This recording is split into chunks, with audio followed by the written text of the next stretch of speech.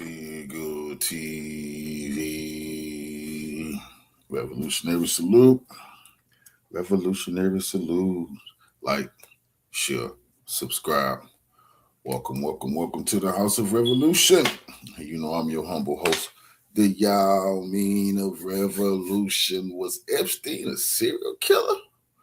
The Epstein file update. Before we get into that, be sure to wipe your feet. That means hit the like button. You in the House of Revolution. Like, share, subscribe, support the platform, y'all. Where the Epstein files is a gift that keep on giving.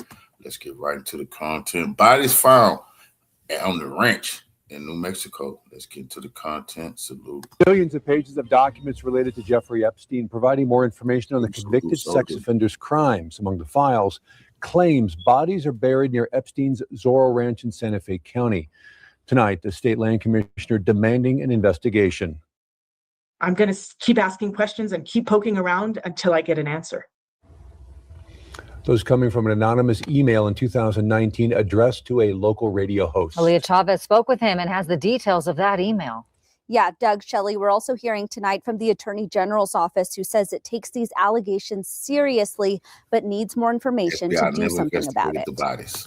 Eddie Aragon says it was early in the morning in November 2019 when he got this email from someone claiming they were a former staffer at Zorro Ranch. Writing, "Did you know somewhere in the hills outside of the Zorro, 2 foreign girls were buried on orders of Jeffrey and Madam G. Both died by strangulation during rough fetish sex." I got the email. I was startled. The emailer says they had 7 sex videos, including some with minors, but never actually sent the footage, asking Aragon for digital currency Bitcoin.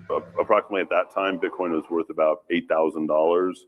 They wanted in exchange 1 Bitcoin for the videos that they had in possession. Aragon says he didn't know what to do with the email, so he sent it to the FBI. I've since referred to the FBI on a number of other things, and I've never heard back from them on anything. Fast forward 6 years later, the DOJ released Aragon's email as part of the Epstein files. Matters. I think that New Mexicans need answers. I think the victims need answers. That's what prompted New Mexico Public Lands Commissioner Stephanie Garcia Richard to send this letter to the Attorney General and the U.S. Attorney's Office Tuesday, asking them to thoroughly investigate this disturbing allegation regarding the referenced burials. We need to get to the bottom of really what happened in New Mexico. She says she was horrified to learn in 2019 that our state was still leasing lands around. The FBI never investigated these bodies. Now, we know those emails, not no game.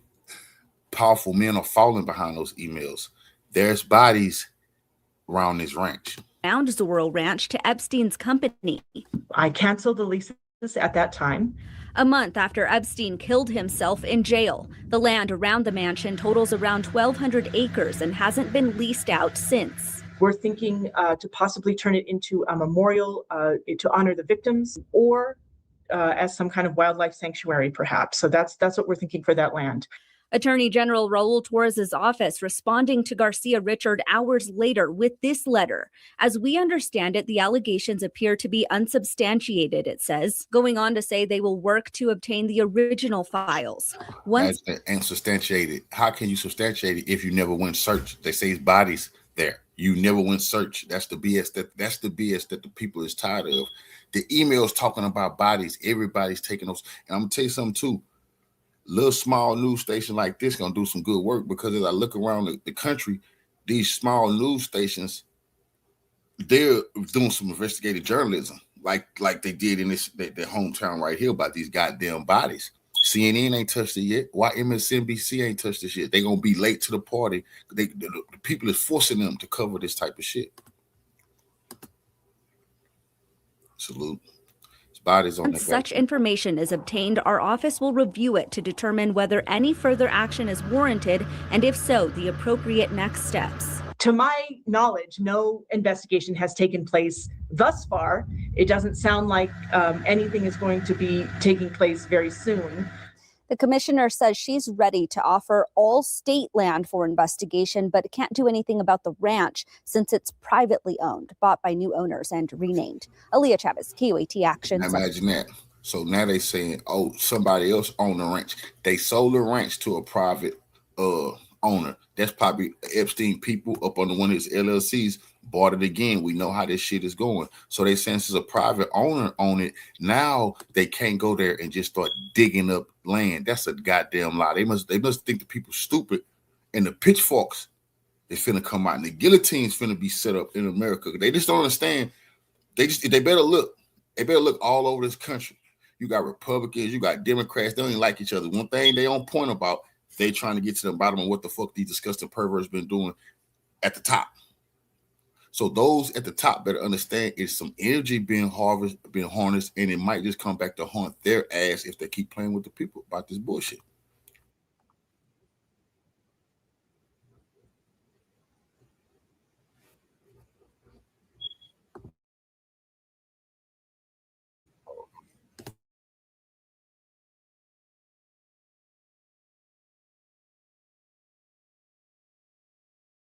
So I've been digging deeper into these Epstein files, and there is a very dark and suspicious story surrounding one of his properties that's known as the Zorro Ranch. Now, I've got a whole bunch of things in a document here about this Zorro Ranch, and it is pretty twisted. They're talking about there might actually be numerous people that were murdered near this ranch, and there's even rumors that you might have had bodies buried at it. Okay, so look. Take a look at this. This is in the Epstein subreddit, okay? r/Epstein. It's been absolutely booming the last few days, as you can imagine. Okay, you know I'm a Reddit demon, and I've been absolutely dipping deep into the r/Epstein subreddit, okay? This is going around. It says, Epstein and Maxwell buried 2 girls strangled to death near the Zorro Ranch. And so this is basically a link to a document that's in these files. And this is crazy, okay? This is crazy. This is a report. It says, confidential, Jeffrey Epstein. Said, Edward, this is sensitive, so it will be the first and last email depending on your discretion. You can choose to take it or trash it, but this comes from a person that's been there and seen it all, as former staff at the Zorro. The material below was taken from Jeffrey Epstein's home as my insurance in case of future litigation against Epstein. Sorry, no questions. What's damning about Jeffrey Epstein is yet to be written. Did you know that somewhere in the hills outside of the Zorro, 2 foreign girls were buried on orders of Jeffrey and Madame Ghislaine? Both died by strangulation during rough fetish S. Here are the video footage of Jeffrey Epstein, and this says, I don't even want to say it, S word with minor, menage a trois, underage G. You know, I've got to be careful what I say on here. Underage G, Matthew Mellon video. R-word fantasy video, underage G, girl from Bay Area, temp, confession to Madame Ghislaine. Please arrange for 1 Bitcoin by 6 p.m. today to the Bitcoin wallet address here. The USB will be sent anonymously to your attention by overnight courier upon receipt of the funds. You have my assurance this is exclusive, never before shared. No attorneys, no samples, no questions. Please confirm ASAP. Subject to protective order. Paragraphs 7, 8, 9, 10, 15, and 17. You know what's crazy about this? Okay, the price of Bitcoin has just crashed. We could have got this for the low. Back then, 2019, Bitcoin was probably even lower than it was now. This is crazy. We don't have any more information about what these posts or what these images are. Let's see what people are saying on Reddit. People are saying, okay, why are the cops there still in their station? Okay. It says the state needs to interview the former staff at the Zorro. It's crazy nothing's been investigated there. Yes, indeed. The underground tunnels that are mentioned in the files are at Zorro. There's eyewitness accounts that there was a connection between the Zorro Ranch, Tom Ford's ranch. However, he sold his property in 2020, coincidentally, and another ranch owned by the Victoria's Secret owner. There were back roads connecting the 3. Perhaps a New Mexican here can clarify. This place needs to be investigated. It says, and an emotional support puppy. I'm surprised she hasn't strangled that poor creature. I don't know. Where was that? I didn't see that part. That's crazy. Seems like the local cops in New Mexico should take a look. Someone needs to take a look at the ground penetrating radar out to this ranch and also to the back 9 of Mar-a-Lago. We'll talk about that another time, okay? It's crazy, all right? It's absolutely crazy. So I'm going to give you some backstory about this ranch, okay? Apparently in 1993, that's when Jeffrey Epstein purchased this 7,000-acre Zorro ranch, and it would later become the site of numerous reported crimes. Here's some backstory. There are allegations by these women that a lot of activity took place not only at Epstein's private island in the Caribbean, but also at the New Mexico ranch. And he would have some of the women give massages to some of his guests. In the documents, one woman said she stayed here as a sex slave starting at age 15. At another point, Jeffrey said nude photos were taken of her, and she met a president of a foreign country here in New Mexico. His name was still sealed, and one woman alleged she was forced to have sex with prominent people. New Mexico plays a prominent role in the Epstein story because of the relationship with former Governor Richardson, two, with the fact that Epstein had this large, opulent ranch in southern Santa Fe County that apparently he visited a lot of times with a lot of the people named in these documents. One of the people who were reported to have stayed here was world-renowned attorney and Harvard law professor Alan Dershowitz. He has denied in court filings of ever having any sexual relations with underage girls. Many others are named in the documents, also denying the accusations. They include former Governor Bill Richardson, former President Bill Clinton, and Prince Andrew. While some are accused of getting massages, there's no direct accusations of criminal activity with underage girls. It's definitely a list that these people wish they weren't on. The documents detail how things Trump talking about. Bill Richardson was a very powerful Democratic governor, and that's why Epstein had that goddamn ranch in his Democrat and where he had it at. Right here in New Mexico, Democratic stronghold, and Bill Richardson was protecting this man. They got the emails trying to get pardons and all of that shit because Bill Richardson, a powerful Democrat governor, was absolutely messing with those underage girls and making sure no investigations took place. See, that's one of the things Trump talked about when he talking about the Democrats. Yeah, they did. The Democrats protect.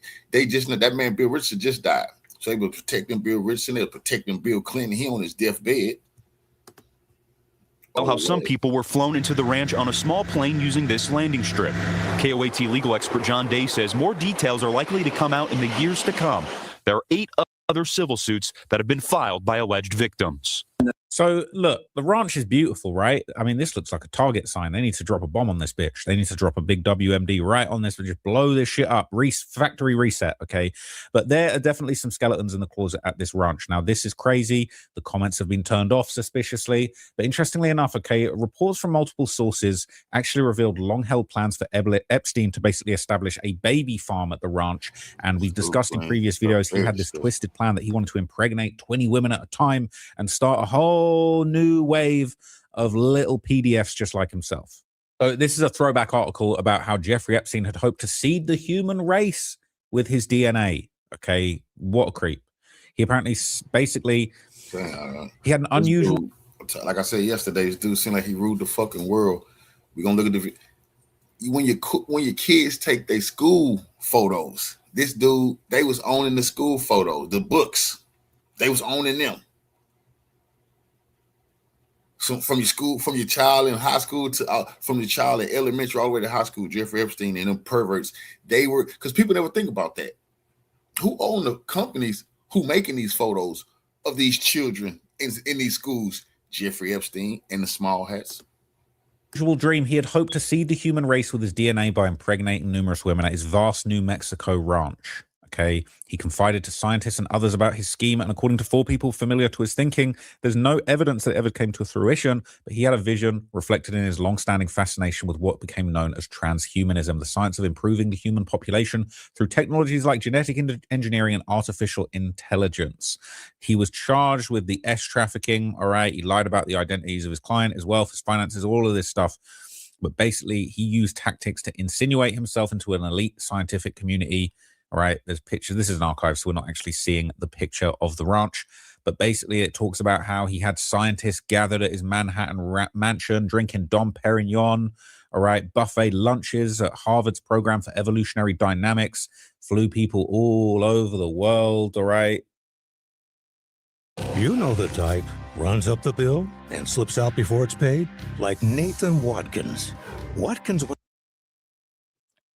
link ups with scientists on his private island. Okay, he had a bunch of weird things going on. But what's crazy, okay, is basically it says here there were multiple occasions starting in the 2000s. He told scientists and businessmen about his ambitions to use his New Mexico ranch as a base where women would be inseminated with his sperm and would give birth to his babies. Thank God that never happened, because you know what he would have been on if that was the case. You can't give this guy access to no babies. According to 2 award-winning scientists and an advisor to large companies and wealthy individuals, all of whom Mr. Epstein told about it. It was not a secret, the advisor for example, said he was told about the plans not only by Mr. Epstein at a gathering at his Manhattan townhouse, but also by at least one prominent member of the business community. One of the scientists said Mr. Epstein divulged his idea all the way back in 2001 at a dinner at the same townhouse. The others recalled Mr. Epstein discussing it with him at a 2006 conference that he hosted in St. Thomas in the Virgin Islands. The idea struck all three as far-fetched and disturbing, and there's no indication that it would have been against the law. Okay. Apparently, he told people at a mansion party that he had at his crib that he talked to a scientist who told him his goal was to have 20 women at a time impregnated at the Zorro Ranch outside Santa Fe. And the scientist was working at NASA. Apparently, they didn't remember the name of the person that he was talking to. Basically, he had this idea for a baby ranch based on accounts of the repository for germinal choice, which was to be stocked with the sperm of Nobel laureates who wanted to strengthen the human gene pool. Okay. Crazy. And so the creator of virtual reality and author basically said he had the impression that Epstein was using the dinner parties where some guests were attractive women with impressive academic credentials to screen candidates to bear his children. He didn't hide his interest in tinkering with genes and perpetuating his own DNA.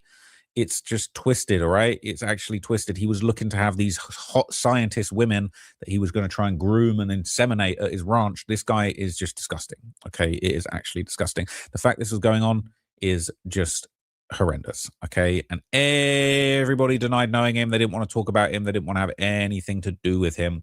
There was a lot, okay? There was a lot going on. But that's what he was apparently getting up to in the New Mexico townhouse. Now, unfortunately, as time's gone on, okay, we're beginning to hear more and more details about what he was planning at this ranch. It was despicable. Now, one person mentioned recently in the released emails is a woman named Sabrina Bittencourt, who had apparently exposed a Brazilian slave farm.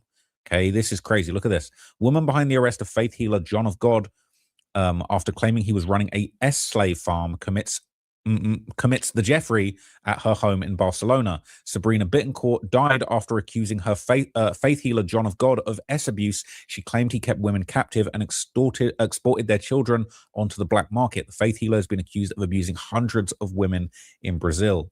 It says a woman who helped bring down a Brazilian faith healer accused of abuse has taken her own life in Spain. Sabrina Bittencourt died at her home in Barcelona just days after accusing John of God, real name João Teixeira de Faria, of running a slave farm. She claimed young girls were held captive in a farming operation which exported babies on the black market. The women would be murdered after 10 years of having babies in the alleged scheme run by the 77-year-old celebrity faith healer who was arrested last year after hundreds of women accused him of abuse. Oh, what? And she just checked out days after exposing this? Give me a break. That's a picture of the guy. Epstein wishes that he was this dude, basically. This guy, and I'm not glorifying or glamorizing what was going on with these guys. It's absolutely despicable. But like, Epstein was a small fish compared to this guy, quite frankly. Miss Bittencourt left Brazil and was forced to live under protection after receiving death threats. Her eldest son, Gabriel Bam, confirmed her death, writing on Facebook, "She took the last steps so that we could live. They killed my mother." S-Abuse Victim Support Group, Victimas Unidas, who worked with the 38-year-old, said, "We announced with regret her death in Barcelona where she was living." Okay, apparently she committed the S-word, left a farewell note explaining the reasons why she took her own life. And before her death, she was quoted as saying, "Hundreds of girls were enslaved over years, lived in farms in Goya, served as wombs to get pregnant for their babies to be sold. And the girls were murdered 10 years after giving birth. We've got a number of testimonies." And Miss Bittencourt received reports of children being sold between £15,000 and £40,000 in Europe, Australia, and the United States. And that's him in his mugshot after he got caught, and he denied all the charges against him. What's crazy, this faith healer, his work caught the attention of Oprah Winfrey. Now, she's definitely not squeaky clean. If you see the Patrick CC video about Oprah recently, that was pretty damning, okay? She popped up at the grounds of the clinic in 2010, giving him a little whitewash of his image. Very, very despicable stuff. That's him arriving to a police station, okay? It's crazy. Hundreds around the world have accused him of abusing them during healing sessions. He became a wanted man after 10 women accused him of abuse. And after the initial interview on TV, authorities were contacted by more than 600 other accusers. Okay, he was arrested, remanded in custody before being charged with the R word and the SA. And basically, he denied all of the charges against him. He started doing psychic surgeries where he said he could cure diseases like cancer. If anyone tells you they can cure cancer, you need to run 100 miles an hour in the opposite direction, okay?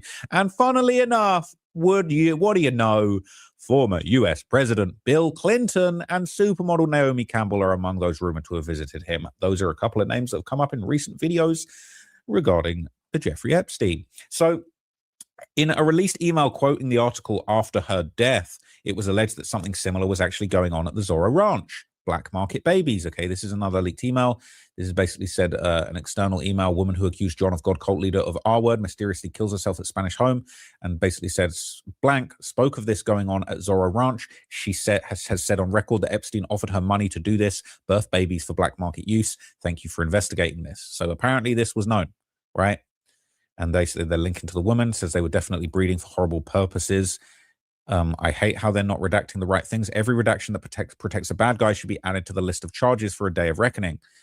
You might what year is it? 2016, 2028. You might get a little reckoning in 2028. It's possible. Okay. Now, interestingly enough, once again, the YouTuber Coop conducted a very deep dive into the accounts of victims held at Zorro Ranch, including allegations of egg harvesting and that there were many more women that were seemingly kept there. So let's check out some clips from this and you'll see But it what would I be mean. a convenient answer to a couple of those events we spoke about previously. Now, I almost didn't include this in the video because I didn't know where to put it, but I thought this might be a good place. And I didn't really connect it until right now. Several victims of Epstein's, including one video interview I found, claim that while they were there, they were drugged and taken while sleeping into rooms that they had never seen before. They were completely sterile and had medical equipment everywhere. And it seemed that by the time they woke up, whatever had happened was over, but they do recall that their legs were open and there were medical instruments everywhere. And the reason this is worth noting in this chapter is not just the medical elements that we're discussing, but also because these women claim that their eggs might have been stolen by Epstein, which, taking that account into context with Epstein's obsession with building a baby farm at this ranch, it's kind of horrifying to think about. And I think there's a little more reality to that claim than anyone might realize. A couple weeks ago, I was researching into this very topic, and she had an intriguing question. And her line of thought is as follows. We know Epstein is guilty of sin, and we know all sorts of girls were raped, abused, and all sorts of other things in the process. Hundreds and possibly even thousands of them, to be more accurate. But not all of these girls have come forward, and many of them were never named or known by those who have come forward. For instance, in one testimony I read, a victim reported that while at the ranch, there were more people than she could count, and among them were dozens of these naked little girls, and she not only knew none of them personally, but hadn't even met them. And these girls just seemingly disappeared afterwards. So then where did they all go? Because it wasn't back home. Or more specifically, where did all the bodies go that didn't make it? After all, the body of an 11-year-old girl isn't built for the abuse of a dozen men. And I thought, wow, my mom's right about something. Where are all the bodies? My first guess is that he might have incinerated them, which, taking on the perspective of a monster, would be the most efficient way to deal with such. Well, so look, the rumor has it, right? The rumor has it that maybe there were bodies buried on that Zorro Ranch. And what's interesting, okay, these corroborations that, these allegations have apparently been corroborated by emails that were released that he was perhaps having these women when they were waking up in the night with all these medical instruments around them, that he was actually extracting and freezing their eggs. Now, this is crazy. It says there's several programs that do this. Melanie is out until Wednesday. She has the list. I work with all the hospitals. Questions the women asked. It said, also, are you the person these girls should go to freeze eggs or rosin wax?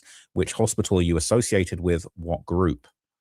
It says, I'm not the person that freezes eggs. I'm with New York Hospital, but all IVF centers freeze. Have you been wondering how people turn side hustles into full-blown online businesses? Crazy. Okay.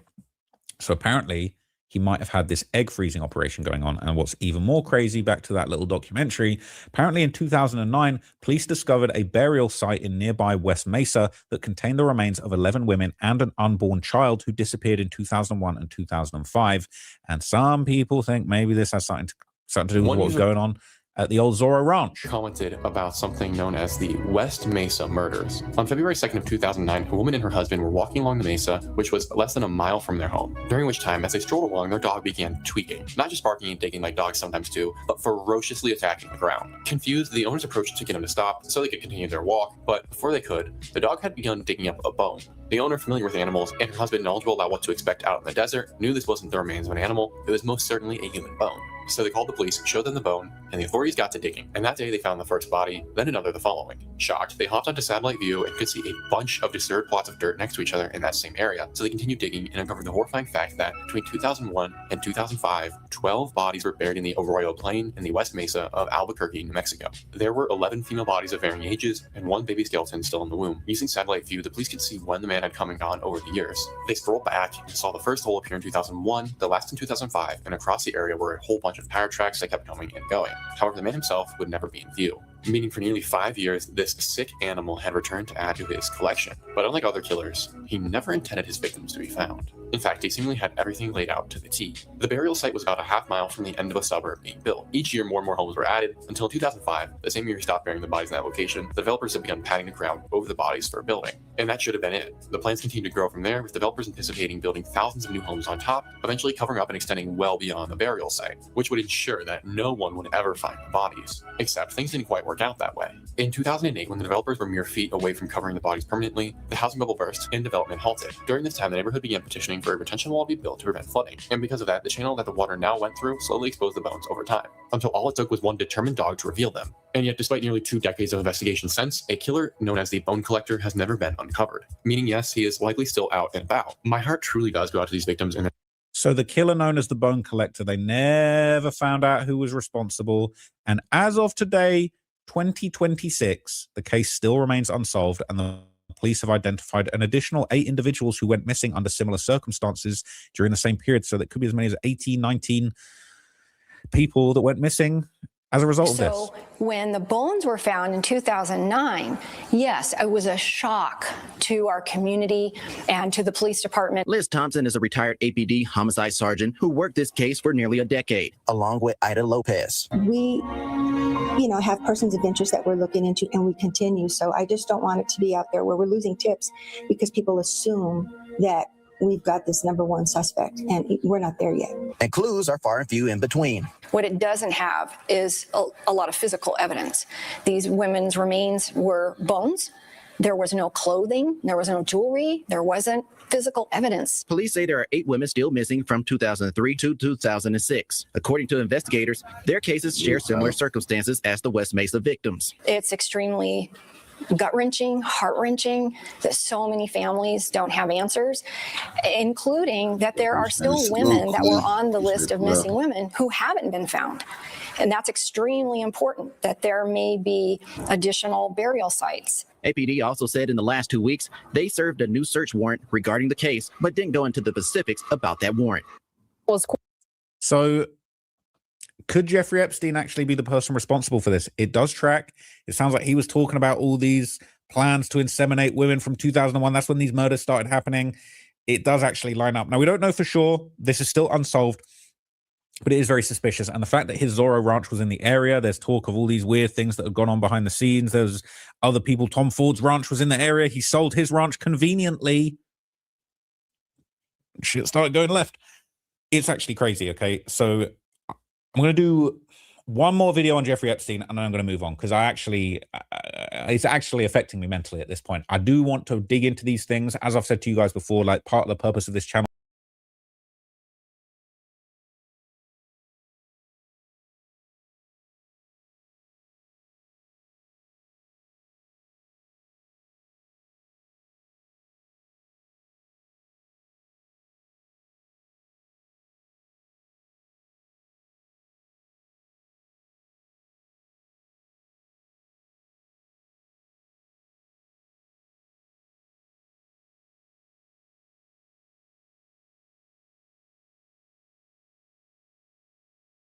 Podesta.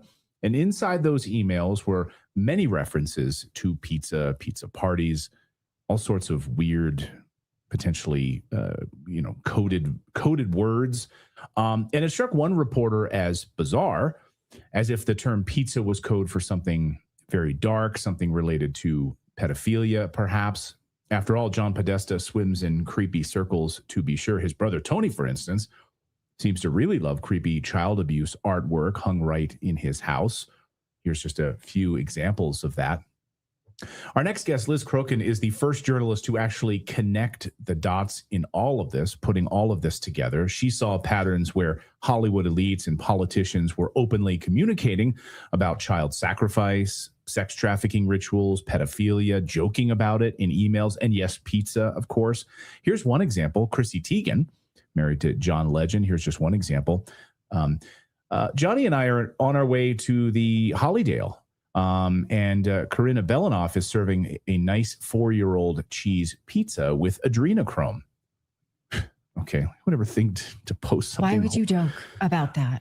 But that's not the only time she joked about that. Here's a few more examples over the years. I'm 1,000,000% going to be a child from Toddlers and Tiaras for Halloween. Can we fast forward time, please? I'm beyond excited. I'm going to jail over pizza, she says. I woke up this morning with a pizza on my chest and ranch dressing all over me. So if you think I'm too good for this, you are sadly mistaken.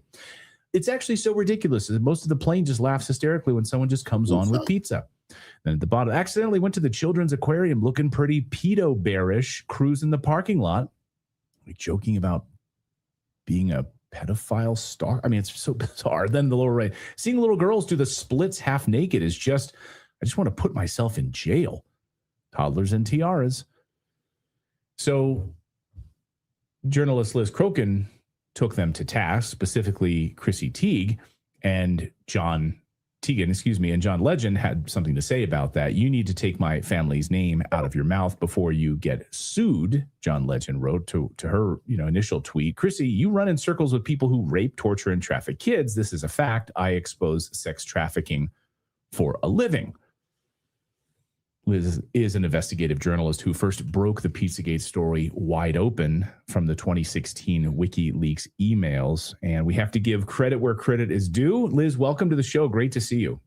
Hi, guys. Thank you so much for having me on. I got to give some context, though, to the Chrissy Teigen feud. Yeah, please. Okay, I'm going to start by saying that you posted some of her abhorrent emails where she's clearly promoting pedophilia, but I just want your audience to understand those are just some. She had to delete tens of thousands of tweets going back decades after we got into this Twitter feud. So that's number one. And then number two, the tweet where John Legend threatened to sue me. In the tweet that I wrote, so he was quote tweeting me, I said you run in circles with people who rape, torture, and traffic children. Okay, so in that tweet, you can't see it because this is, years back and before X, or when X was Twitter. But I actually had posted 4 pictures of her with different known sexual predators and or pedophiles. And one of them would have been Harvey Weinstein. And another one was someone that John Legend and Chrissy Teigen did some kind of philanthropic event with, who actually had been charged and convicted of sex trafficking. So there is more context to that tweet, and everything that I said about them was 100% factual. So they did get into a huge Twitter feud with me for pointing out that Chrissy Teigen not only promotes pedophilia on her social media pages and not just Twitter. Revolutionary salute to our Queen Stacey Rowland for the donation to the war chest. Revolution is way of life. Absolutely appreciate the Lord Queen. Salute. By the way, it was Instagram too, but she was also promoting pedophile code words, including known pedophile code words or symbols that have been identified by the FBI. So everything I wrote about Chrissy Teigen was 100% accurate. And then she fired back, days after I had tweeted about her, just kind of out of the blue. It felt like a very coordinated attack. And the next thing I know, I have her attacking me, millions of her followers attacking me. The Church of Satan defended her honor. Hooters and Chelsea Clinton. I'm actually not kidding. When we got this Twitter feud, like of the verified people that were defending her, it was the Church of Satan, Hooters, and Chelsea Clinton, like Satan's Spa. It's like, you can't make this up. I'm like, wow. You guys are really helping her case here by coming out. And then, of course, John Legend threatened to sue me. This was in 2017. Still waiting for the lawsuit. I've actually begged them over the years, please sue me. Like, discovery would be wonderful. If you're only willing to promote pedophilia on your Twitter page, then imagine, what she's doing behind closed doors. And of course, it was just an empty threat. But the media ran. It's worth mentioning truth is an absolute defense. So what you are saying here is you are associated with known sexual predators and you have proof, and you're saying that you are promoting pedophilia on your own social media, and that is undeniable based on just the snapshot we just showed. So none of this is conjecture. We are going to get into how you decoded Pizzagate into something which at the time was conjecture and no longer is. But what you're saying here is provable. There's no suit here because truth is an absolute defense. Well, that's why they didn't scare me. And what these powerful people do is they use all different kinds of intimidation tactics to silence you. Sometimes they kill you, and it doesn't work for me. For me, it just pissed me off even more, and I doubled down on them. And so, but traditionally with a lot of people, these intimidation tactics work. But you're absolutely right. The media also, when they were recovering our Twitter feud, including the Today Show, they took it further to slander me, and the Today Show said I'm a self-described journalist. Well, no, actually, I had been working in the mainstream media for 2 decades, and I have a journalism degree, and that had been well documented, all over the internet, including on my Twitter page. And so the Today Show chose to misguide their audience and make it seem like I'm just this random person that woke up one day and decided that I'm going to be a journalist. And as if NBC News, which is an extension of the CIA, Ken Delaney and these people that get handed information directly from the intelligence state, they're journalists. Give me a break. I can't even with that. Right. What distinguishes you from them? I too have worked in the mainstream media. I guess that gives, because I've been ordained at one point by them, then I get that title. But if I had otherwise not, they don't have any other extra credentials than we do from a journalism degree. So middle finger. Yeah, well, the only difference is that they're propagandists, and I tell the truth. I get the memo that you're not allowed to be a journalist unless you push the deep state talking points and protect pedophiles. Right. But they made it clearly after I started covering Pizzagate and went after me, and I lost all my jobs. If I may, Pizzagate is an epithet for someone who's crazy. That has how they framed it in order to discredit anybody with the same way they use the term far left and things like that. But maybe you can tell us, let's go back a little bit further. How did you decode Pizzagate from the beginning, from the WikiLeaks debacle? Okay, so what happened is, so in 2016, like we were talking earlier, how WikiLeaks released a bunch of emails exposing the Democrats, right? And before October, I believe they started releasing the DNC emails, and those weren't as salacious. Like those emails exposed corruption, but it was things like Donna Brazile giving Hillary Clinton a campaign question, before a debate or a town hall. Fast forward to October, and that's when we got the October surprise from WikiLeaks, which was run by Julian Assange, and he released the Podesta emails. And most of the damning emails proving that these people are involved in the rape, torture, and trafficking of children were in the Podesta emails. So when these emails started coming out in 2016, I was still working for the mainstream media. I was working for multiple publications, including the New York Observer and Town Hall. I had been covering the election for these outlets. And when the emails came out, I started reading them immediately. So I was reading them and then researching these emails in real time as they were coming out. And I started noticing that there were a ton of emails that used the word pizza and other food items in a context that clearly did not apply to food. Now, at the time in 2016, when I first started researching Pizzagate, and again, it was immediately after the Podesta emails came out, I found evidence online actually proving that Pizzagate is a known pedophile code word in pedophile circles. And it was actually defined as a pedophile code word by the Urban Dictionary.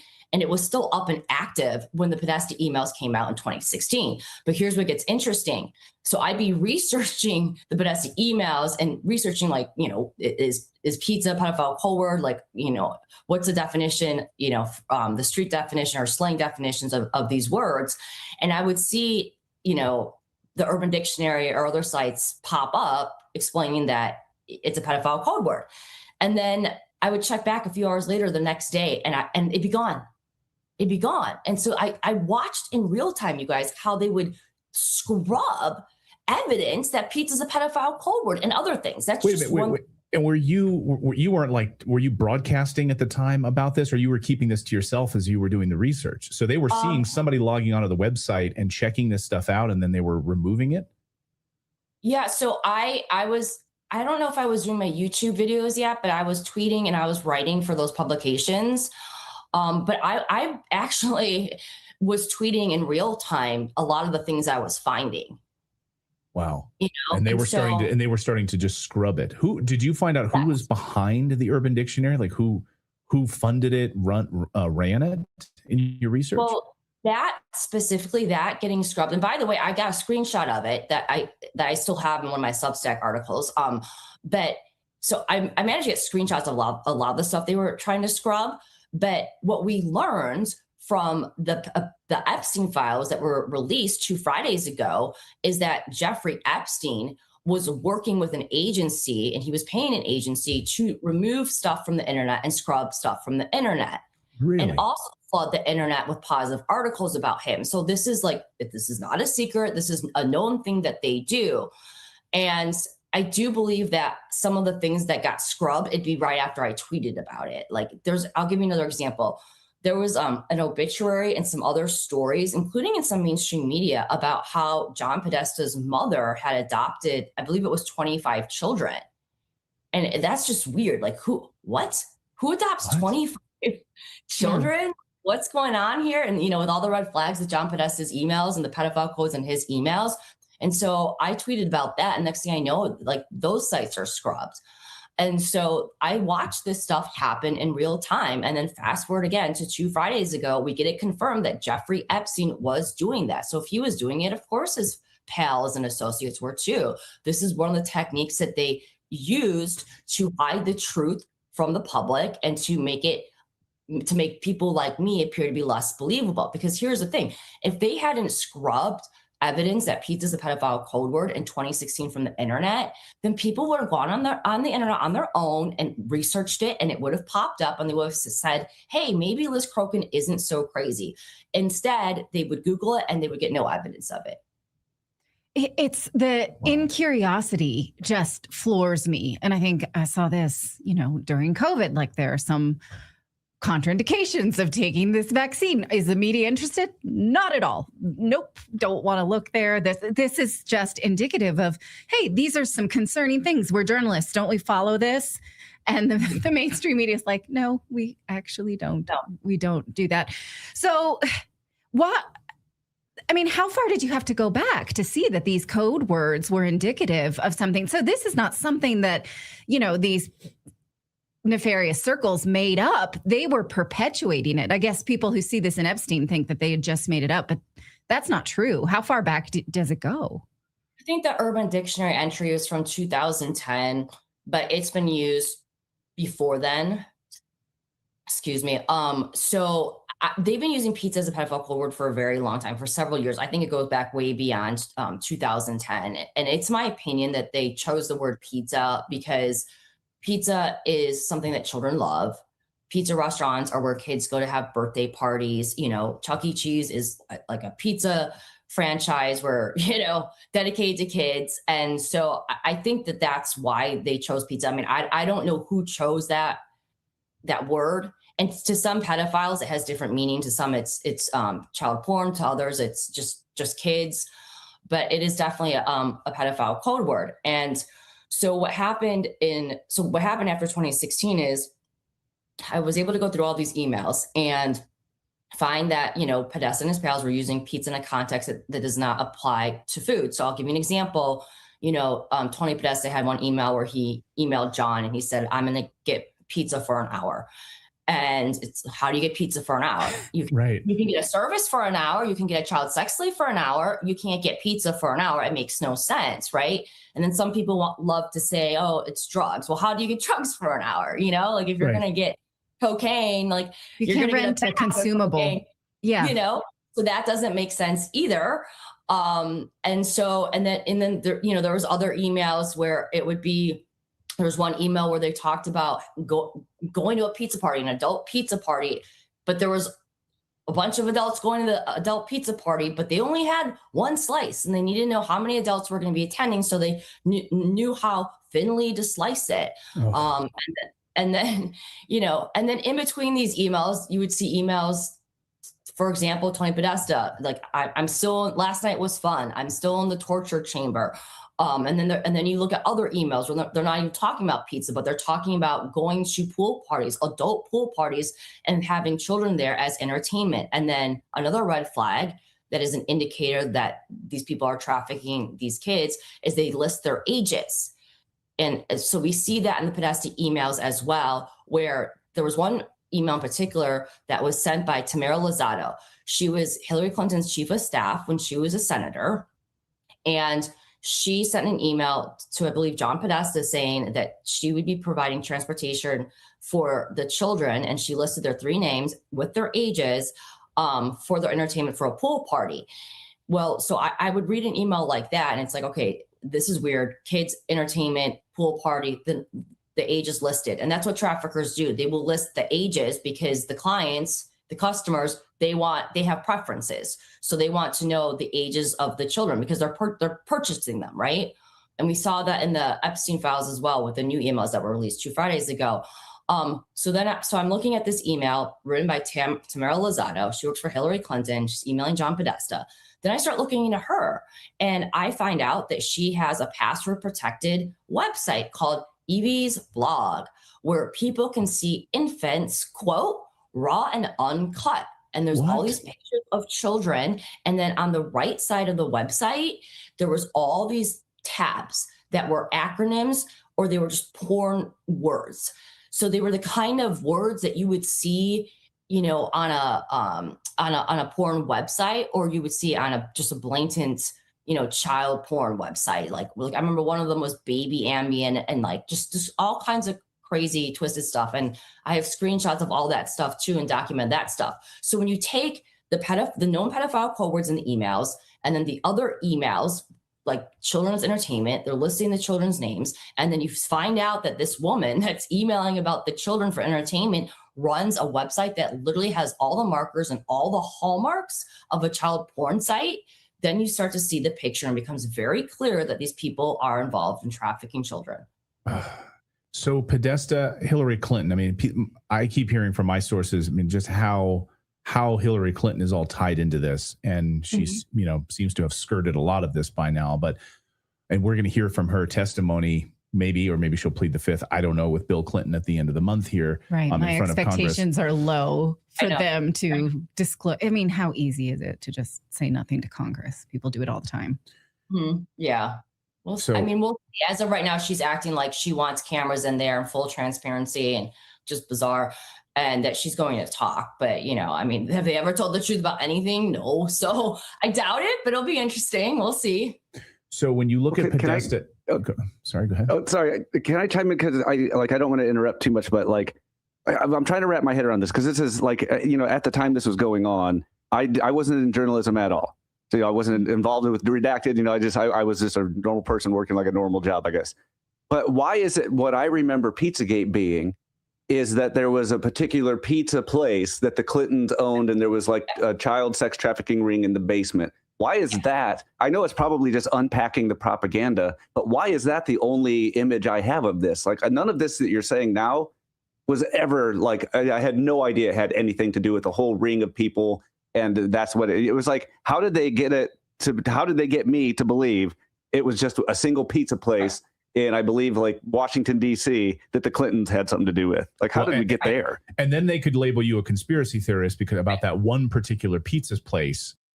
And then that's how the mainstream media spun it. Like, oh, there's nothing to see here. See, Liz is crazy, right? I mean, maybe you can unpack that. And then I want to get back to my Hillary Clinton question. Sure. So I'll explain that. Okay, so the Podesta emails came out. People like me read them, researched them, and put the pieces together. And it was very clear for me quickly. I mean, it took like a couple hours of research, and maybe not even that, to figure out these people are trafficking children. So what Pizzagate always was, the definition of Pizzagate is that in 2016, WikiLeaks released the Podesta emails, and they were littered with known pedophile code words, such as pizza and other code words. And it proved that John Podesta, Hillary Clinton, and their associates are involved in the rape, torture, and trafficking of children. That's it. That is the true definition of Pizzagate, and I've been saying this for 10 years. So what the media had to do, the corrupt, compromised media had to do, because this story did start going viral in 2016 on social media.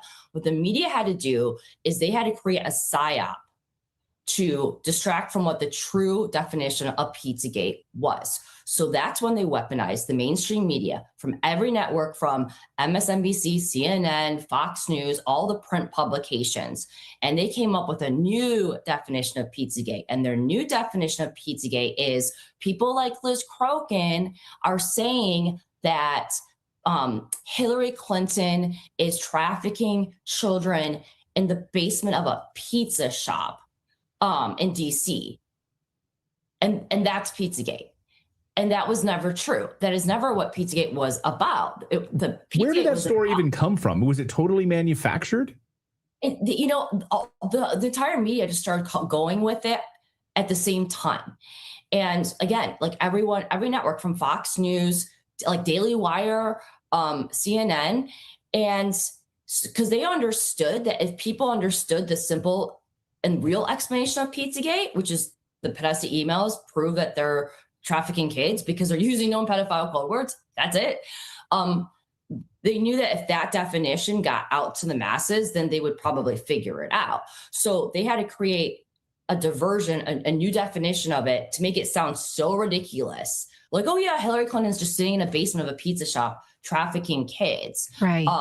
So people wouldn't believe it. And then they took it a step further. You had people like Chris Cuomo go on CNN and say, hey, just so everybody knows, the Podesta emails came out via WikiLeaks. And just so you know, it's illegal for you guys to read these emails. We can read them and we will report, anything important that's in them, but you can't. So They had to scare and intimidate people from reading these emails because they understood that these emails were so damning and they can't be explained off. All the code words, all the pizza used in a context that doesn't apply to food cannot be explained off. So they had to scare people into thinking that they might get arrested if they read the Podesta emails, which is a complete and total lie. So they created a diversion. They created the PSYOP. They redefined Pizzagate into something it wasn't, making it sound ridiculous, making people think they're going to get arrested if they read the Podesta emails. And that's how they were able to cover it up for so long. So if I may just circle back to something you said, that these are known code words. The FBI has known this for a long time, and that's not crazy. I mean, of course they need to, sort of decode code words for bad guys. That's what they're supposed to be doing. So you're saying this has been known for a long time, and that's shocking to me. Yeah, so the code words have been known to the FBI and the DOJ for a very long time, and there's also symbols as well. There's actually also been multiple cases where law enforcement was able to arrest child sex predators because they used pizza as a pedophile code word. I think in 2017, there was a sexual predator named Steven Salamick who was arrested. Fast forward to, I believe it was 2024, there was a guy in College Station, Texas, that was attempting to prey on children and or had child porn. And they were able to bust him because he was using pizza as a pedophile code word. And the FBI, by the way, was involved in that case. And they actually documented on an FBI affidavit that he was using pizza as a pedophile code word. And the agent said that he had been trained and taught that pizza is a pedophile code word. I mean, you can go online right now. That is open source information. So it has been recognized as a pedophile code word by law enforcement for many years. And I'll take it one step further. Meta is currently in a lawsuit because pedophiles were, guess what, using pizza or the pizza emoji as pedophile code words to procure children on Instagram and or Facebook and to prey on children or exchange child porn. And that lawsuit is currently going on right now. Gosh. So it's a narrative substitution. It's like there's something to see here, but let's give you this. And then because you think that sounds so crazy, you don't see what's true behind there, which is exactly there's a ton of facts there that's worth looking into. That's not shocking, but and then it makes sense. Then the next thing that they did is then they used a patsy to shoot up. So the pizza parlor in DC, Comet Ping Pong, in question, that guy that runs it, in my opinion, he's totally a pedophile. His entire Instagram page was just littered with not even pedophile code words, like known pedophile slang. For example, he would write things like chicken lover with pictures of, grown men with infants or toddlers. Chicken lovers, again, not a pedophile code word. That's a known pedophile slang. That means a gay man that is sexually attracted to a child. He had photos of children, like taped or tied to tables. Like he was sexualizing children all over his Instagram page. At his pizza shop, which was Comet Ping Pong, he had bands play at his pizza shop that would promote pedophilia, just like Chrissy Teigen. They'd be on stage, like talking about raping kids, talking about sacrificing kids, laughing about it. I could go on and on and on. And so what happened is that is an aspect of the story, but it's not like the true definition of what Pizzagate is or the primary definition of it, right? Right. So, but I will say that Comet Ping Pong did become the center of Pizzagate because of the redefining of Pizzagate, but also because there was so much evidence that there was pedophilia and sex trafficking tied to this restaurant online. I mean, it was just so blatant, just like actually probably worse than the Podesta emails. So what happened next is they used a patsy to shoot up Comet Ping Pong, and they claimed that this guy, believed Pizzagate was real and then got violent and walked into Comet Ping Pong and decided to shoot it up. And guess what? He didn't shoot anyone. The only thing that was shot was the server that allegedly had child porn on it, by the way. And somehow the door was closed and the bullet managed to go through the office door into the server, destroying the server. Right. And that's it. And then fast forward to, I believe, a year and a half ago, the patsy that was used to shoot up Comet Ping Pong to make people like me seem crazy and violent. You better not believe Pizzagate because, this is what it leads to. This is the violence it leads to. So the patsy that shot up Pizzagate, destroying the alleged child porn on the server, just happens to be killed by cops a year and a half ago in a routine traffic stop. So, riddle me that. Right. Cover up your patsy. Right. This is how it works, whether it's some sort of MK Ultra mind controlled guy that they pull out of the woodwork to go and shoot up a server and to perpetuate this story. And then Liz Crokin is nuts, right? Because this whole story was about a pizza shop, not about the larger email scandal and the connections to the Clintons and all of that. So I just want to go back to Hillary Clinton here and the Podesta connection here and her assistant emailing, arranging with this, this porn website and where people could log in, I guess, and make their selections. I mean, how does this connect to Hillary Clinton? I mean, have you seen direct evidence where direct emails back and forth, there's a paper trail where she knows that this is happening? Well, we don't even need to look at the emails to prove that she knows this is happening. We can go as far back as to when she was Secretary of State. And actually, the mainstream media, specifically Chuck Todd, reported about how there was pedophilia at the State Department when she was running it, right? And that she actively covered it up. So, we don't even have to look at the DNC or Podesta emails to know that she has covered up pedophilia and sex trafficking in the past. But what I do know is that the Clinton Foundation is involved in child sex trafficking.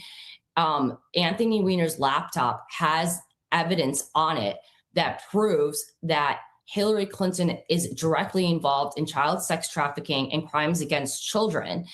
And when I say evidence, that's a fact. Videos and photos. This was something that the NYPD investigated in 2016. This is something I covered myself in 2016. I had sources I talked to that knew what these NYPD detectives saw. And there was evidence proving that Hillary Clinton was actively committing crimes against children on this laptop, and not just her, many of her associates, including Uma Abedin. Anthony Weiner kept all this evidence, and allegedly he filed it in a folder called life insurance. And all that case that the NYPD wanted to act on was then taken over by James Comey and the FBI. And to this day, nothing has come of it. However, in 2018, the Inspector General's report on that case documented how the evidence on the Anthony Weiner laptop did prove that both Hillary Clinton and her foundation were involved in crimes against children. And you guys can go online today and pull up that IG report and say that on page 297, it says just that. So there's a ton of different examples of how Hillary Clinton is involved with child sex trafficking. And I could go on and talk about, how her and Bill, managed to free Laura Silsby, who was arrested for attempting to traffic 33 children out of Haiti, or we can talk about she did the State Department, what they did with CPS. I mean, there's so much evidence. I've written a whole article just on the Clintons alone and their ties to sex trafficking. But we have an official inspector's general report that is a government document that years ago cited that she indeed is involved in crimes against children, and so is the Clinton Foundation. And what the Clinton Foundation really was just a front for child sex trafficking. And so we know that she's involved with child sex trafficking. We know the Clinton Foundation is used as a front for child sex trafficking. So it should be no surprise that Ghislaine Maxwell and Jeffrey Epstein both have said on the record that they were involved in the Clinton Foundation. They were co-founders of the Clinton Foundation, and they were exchanging money between themselves and the Clinton Foundation. So Pizzagate is not just Hillary Clinton and John Podesta. It's also Jeffrey Epstein, Ghislaine Maxwell, and all their co-conspirators and clients. Right. It always has been, by the way. And a lot of this was allowed to run rampant. I've seen some partisan Instagram reels where they're like, Obama's not in the Epstein, so he's in the clear. Yay, we can keep loving him. He's so great. His lead counsel is offering Jeffrey Epstein emails with boss, so we can infer something. And also the fact that his Justice Department allowed him to run rampant for 8 full years. That's 8 years of victims. And so we can't make a direct connection between Obama. Maybe you can, but as far as you can do it. Okay. Yeah, go. So I think this I think this email came out from WikiLeaks, from the Global Intelligence files, but there was one email that talked about how Barack Obama, through a private party in the White House using the taxpayers' dollar, and they shipped $65,000 worth of pizza and hot dogs from Chicago using clandestine channels. Okay. So again, like, if it really was just pizza and hot dogs, like, how big is the White House? Like, what pizza would cost $65,000? What hot dogs would cost $65,000? Like, when you go to a ball at the White House, there's going to be maybe a couple hundred people there, if that. Like, a few hundred hot dogs should never amount to $65,000, and either should pizza. So, now knowing that pizza is a confirmed pedophile code word, and so is hot dogs, what was that transaction really about? Because I promise it wasn't about pizza and hot dogs in terms of the food. And then this is conjecture, I'm just trying to connect dots, but so then it would make sense that Obama's personal chef might know something about food who dies mysteriously. That's just a question. I have no, it's just a valid question. So my thoughts on that is that what we learned from the Epstein files, they're strongly implying in these files that they're cannibals, that they're eating children. There's lots of references to them, not just references that suggest that they're raping children, but also references that suggest that they're cannibals and they're eating. By the way, the term jerky, right? Jerky, like a lot of people believe that means human skin, but we started off this episode talking about Chrissy Teigen. She has gone on the record and openly talked about how she wants to eat human meat.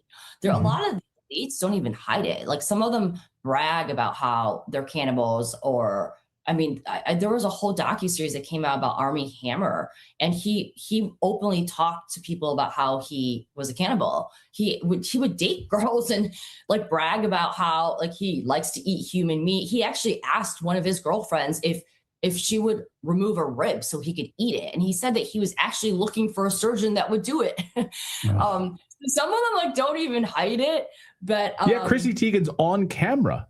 asking John, like, wouldn't you, if you had like pieces of meat, of human meat, wouldn't you just try pieces of it? Wouldn't you like that? And he's like, no. I mean, I don't know where he said comes it multiple times. So now that we know that these, and then also we forgot to talk about how in the Podesta emails we learned that they're spirit cooking, and spirit cooking is a satanic ritual that they engage in where they mix blood, breast milk, and urine. I mean, it's absolutely disgusting. There's a satanic witch named Marina Abramovic. There's videos and photographs of her with all kinds of different celebrities from Jay-Z to Will Ferrell. And in the emails, we learned that John Podesta and friends are involved in spirit cooking dinners because Marina emailed them about going to her spirit cooking dinner. So when you look up Marina Abramovic and spirit cooking, you see them at these satanic ritualistic dinners where they're literally depicting cannibalism. And, they make it seem like they're not really eating human meat, but I don't buy that. I think that those pictures that we see online of them eating a cake that looks like a human, it probably has some kind of human meat in it because we know that they're cannibals. And we got way more evidence of that in the Epstein files that were just released. So what I have noticed a pattern is that a lot of these elite chefs die in very suspicious circumstances. Well, I'm confident that Barack Obama is involved in child sex trafficking, probably cannibalism as well. And his chef died in a totally suspicious circumstance. And then we had Anthony Bourdain die in suspicious circumstances. I believe there was another chef for Bill Clinton that died in like suspicious circumstances. And so if you think about it, it kind of makes sense. If these chefs are being asked, or maybe they're being forced to cook human meat, and if they are running the risk of exposing them, then of course they're going to get rid of them. That's what they do. I mean, there's dozens of reporters that have tried to expose this who have been murdered. The fact that I'm still here is actually, a miracle. And by the way, they've tried. I mean, I was going to ask you, what sort of threats have you had and from where did they come? In 2016, the first crazy thing that they did to me was they poisoned my dog, but I believe that they broke into my house and I have evidence to support that and reason to believe that, but they broke into my house and they poisoned food in my fridge, and it was the only food I had in my fridge, which was chicken. What they didn't realize is that the chicken wasn't for me, it was for my dog. So my dog ate it, and then, shortly after that went into anaphylactic shock and almost died. I was able to get him to the animal hospital quickly enough to save his life. And then a few months later, I'm meeting with a few producers that claim that they're interested in doing a Pizzagate documentary with me. This was in 2017. And I meet with them in California, in Santa Monica. We're having lunch, and we were very obviously followed. Like they were letting us know that we were being followed. There's 3 guys like casing us when we were eating lunch. I felt that they were trying to intimidate us. Anyways, long story short, that night I got baited to go to this restaurant for dinner from someone who I believe was my friend. Next thing I know, I'm pretty sure I was drugged and I was being roughed up by cops and thrown in a cop car, and I'm arrested at a 5-star restaurant. And honestly, I was fine. And so the next thing I know, I'm in a jail cell, and these cops come in and they basically are telling me, why you're really here. And I just met with these people to do the documentary. So, and so I know that those were just rogue cops, and that they were telling me, why you're really here. And they were saying, like, don't do the documentary Pizzagate, shut up, Wow. And after that, I just fled the country, and I had a liberal lawyer at the time who didn't even necessarily believe Pizzagate was real. And got all the police records and everything from that case. And he's like, I was literally walking out of the restaurant into an Uber, and next thing I'm just arrested. Like, it made no sense. And even my lawyer was like, I've never heard of anything like this. This makes no sense. He's like, I definitely think that you were targeted. And I was. And so I had to leave the country. And so a lot of the ways that they've messed with me, though, is they send these agents into my life to target me, to harass me. They try to convince me to stop covering Pizzagate. They just try to disrupt my life. They've had people very dangerous people move in next door to me, above me, and they will just terrorize me, like knock on my door in the middle of the night, break into my place or break into my rooftop, keep me up all night. I had a sex trafficking ring moving next door to me. The police wouldn't do anything, so I had to flee that apartment. I mean, it's just literally nonstop terrorism and targeted harassment, which has made my life an absolute like living nightmare for 10 years now. Hacking my account constantly, shutting down all my businesses, all my online stores. I was banned from every social media platform. I was fired from multiple jobs. I mean, anything that they can do to disrupt my life, they'll do it. They've paid off lawyers that have worked for me. They've paid off doctors. I mean, they've paid off so many different people to sabotage anything that I'm involved in or working on. That's the least crazy thing that you're saying, because if they're doing this, that's within the pale. Right. But now there's no point in doing this to you now that it's out there and provable. You can't put this horse back in the barn. So what are they going to do? Well, but I mean, also the money is, because you went after, it's not just the sex trafficking piece of this and like their pleasure. It's very, very lucrative, as we've covered here on the show, right? I mean, billions of dollars. So what you're going after is not just the pleasure side of it. It's their money. And that's still very much in jeopardy, isn't it? Absolutely. I mean, well, and here's the thing. If you understand how sex trafficking works, sex traffickers make so much more money than drug traffickers and drug dealers. And the reason why is because you can use a child or maybe it's adults are sex trafficked too, by the way. So maybe it's a child or a woman, or maybe it's a grown adult, a man. That person can be trafficked like several times a day, and they can reuse them over and over again. Whereas if you're selling, weed or cocaine or whatever it is, like, you can't reuse it over and over and over again. So they make way more money off of sex trafficking than they do with drug trafficking and arms trafficking and other kinds of trafficking. And if I would have to quantify how much money was used to try to silence me, or has been used actually to an attempt to silence me and shut me down, I would say it's easily been in the tens of millions of dollars. Easily. Maybe we can unpack now the Epstein files piece of this, because 2 Fridays ago when these files started coming out, I mean, it was validation of much of course, what you've been reporting over the years, and you're vilified for it, of course. But what were some of the immediate pieces that you saw in the Epstein files that you said, aha, here's the connection I've been looking for? Well, I mean, number one, I would say it would be the use of the word pizza. They were just like in the Podesta emails, they're using pizza in a context that clearly does not apply to food. And a lot of those emails, they're making references that are sexual. So that not only are they not talking about food, they're talking about something that's sexual. And when I read those emails, I realized these emails are more damning actually than the Podesta emails, because there's so much more. And there's so many more references to pizza and those emails than there are in the Podesta emails. What I also learned is that they use other food words, some food words that I have never seen before, by the way. But what I believe happened in 2016 is when people like me start talking about how pizza is a pedophile code word, I believe that they started using new food code words as pedophile code words. And so I think some of these code words that we're seeing that came later from the emails that were being maybe 2018, 2017, 2019 are new code words, because at that point in time, there were too many, pesky reporters like me saying pizza's pedophile code word. But so, obviously the pizza stuff, but, in some of those emails, they make it clear that they're involved in killing people, murdering people, raping people, trafficking people. There's one email that talks about sacrificing people and babies. I mean, it's just the most horrific stuff you've ever read. And a lot of those emails, they talk about horrific things they're doing, not in code. So, and they also talk about very young children. Some of these children were only 9 years old. Yeah. So yeah. Or even less. I mean, one of the more disturbing bits for me is the Mark Tramo emails, the UCLA neurologist who was advising on how to get babies to suck harder on pacifiers.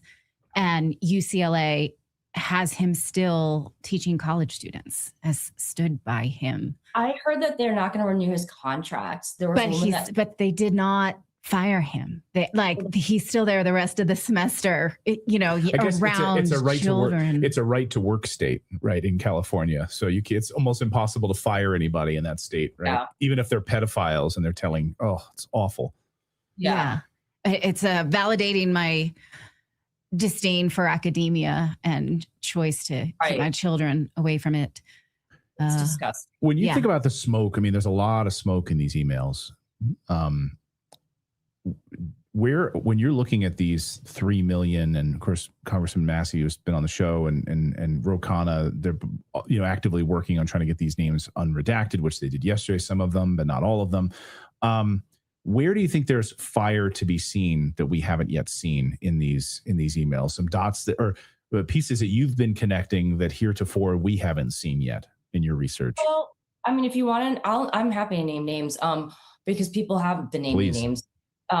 So I don't know if you saw this, but it came out today that they redacted Les Wexner's name, and or last night, as a co-conspirator. Now that's not a surprise. That's not a shock because we know that he was in very deep with Epstein. Epstein was controlling all his money, and he ran L Brands and Victoria's Secret, and Jeffrey Epstein was involved in that. And he was using Victoria's Secret as a front to traffic children and young women. But there are other names. There are a lot of names that Virginia Giuffre has exposed, and a lot of those names actually have come out via court records over the years. And she repeated some of those names in her book, Nobody's Girl, which came out last year. So another name that she exposed, I'll give you two right now. One was former Israeli Prime Minister Ehud Barak. Mm-hmm. And she actually named him in a court record years ago. And then in her book, she didn't name him, but if you put the pieces together, it's very obvious she's talking about him because she says that he's a head of state, of a foreign country. And the way that she talked about him in the deposition is very similar to the way that she talks about him in the book. And she did say she didn't name him in her book because she believed it was too dangerous and that her life would be a danger if she did name him in the book. And sure enough, she ended up dying a suspicious death, but she exposed him. And then another name that I've talked about a lot would be the Hyatt Hotels chairman, Tom Pritzker. Now, Tom Pritzker, he is the cousin of Governor J.B. Pritzker in Illinois. The Pritzker family is big on the transgenderism. Yes. And we also Jennifer Bielek is someone who's been going after the Pritzkers for years, and she is an amazing journalist and talking about how humanistic and transhumanistic perversion is their thing. Absolutely. Exactly. Yeah. So that's a whole nother tangent to the Pizzagate saga, right? And what we I actually just got confirmed from the Epstein files is that, Epstein was, the trafficking is just one piece of the puzzle. Epstein was involved in all different kinds of crazy stuff. He was involved with MIT. He was involved in scientists. He was involved with the pandemic or plandemic, whatever you want to call it. He was involved in crazy kind of Dr. Mengele kind of human experiments, DNA experiments, breeding. I believe that he wanted to have a baby breeding farm at Zorro Ranch. I believe he accomplished it. I believe he probably has a bunch of children already. And they also were big on transgenderism and pushing the transgender agenda. Well, why are they big on pushing the transgender agenda? Well, these people are Satanists. They worship Satan. Epstein had a bank account that he named Baal. Well, why would he do that? Because he worships Baal. Now, what is transgenderism? Well, when you have someone that's a boy pretending to be a girl or vice versa, then you're promoting the Baphomet agenda, which is like half boy, half girl. And that's what they believe in. That's what they worship. They worship these creepy gods that are like half female and half male. So it's no surprise that these Satanists that rape children are pushing the transgender agenda. And the Pritzker family has used so much of their money to push the transgender agenda. But getting back to Tom Pritzker, again, the cousin of Governor J.B. Pritzker, he is the chairman of the Hyatt Hotels, and he was listed in Epstein's Black Book as numero uno. And Virginia Giuffre accused him of being one of his clients / co-conspirators and said that he was one of the men that raped her. And we have more evidence of him being close with Epstein from the emails that were released 2 Fridays ago. So that's another name that's not really talked about a lot, but I believe that he wasn't just a co-conspirator. I believe he was labeled numero uno because he was his numero uno, either client or co-conspirator, or maybe both. Oh, I guess finally, Liz, you saw also that the revelations, you were talking about Zorro Ranch and like the baby farming, basically. And you saw that as the FBI was about to start their investigation, he had ordered 55 gallons of sulfuric acid, which the only reason, I don't know why else you would use sulfuric acid other than to dissolve bones and to hide any kind of evidence. And there's people speculating about that he may have been using that to dissolve bodies at the Zorro Ranch or on the Epstein Island. What do you think that was used for? Yeah, of course they were killing people. Of course they were killing victims. They openly talked about it in their emails, how they were killing people and torturing people as well. So that's another component. It wasn't just raping children. They also love torturing these kids, and they get off on that. So I do believe that acid was used to get rid of the remains of a lot of their victims. What we also now know for a fact is there was an underground facility at Zorro Ranch and on the island. And when Epstein got wind that the FBI was investigating him back, I believe it was in 2019 or maybe 2018, he ordered also, in addition to the sulfuric acid, a ton of cement, like hundreds of thousands of dollars worth of cement and a cement truck. And now we know for a fact, because the files also confirmed, that there were underground tunnels at the island. So I believe that he was filling up the tunnels to cover the evidence, which probably includes the remains of some of the victims. And guess what? That's the same exact thing they did with the McMartin preschool. Do you remember the McMartin preschool scandal? No, I don't. So this was happening in California, in one of the beach towns, and this was a really famous case where there was a preschool where a bunch of these, creepy people were running this preschool, and a bunch of the children came out and they said that they were being trafficked underneath the preschool, and they were being trafficked in a tunnel underneath the preschool to a church where local politicians and celebrities and elites were raping them and also committing satanic rituals on them and satanic ritualistic abuse. And they weren't able to convict the people running the preschool because they couldn't. One of the reasons why they weren't able to convict them, because they couldn't find evidence of the tunnels or evidence of the satanic rituals. Well, what they ended up doing is covering up the tunnels and all the evidence with cement. And then years later, I believe it was in 2018 or 2019, the FBI released and declassified a bunch of records proving that there were tunnels underneath the McMartin preschool, and that they did find evidence of satanic rituals. So they found like pentagrams and animal bones, and the kids said that they were sacrificing animals and stuff like that. Oh. So it's the same thing that they did to cover up the McMartin preschool. Epstein did it or attempted to do it on his island. If I can just ask one more question, I'm sorry.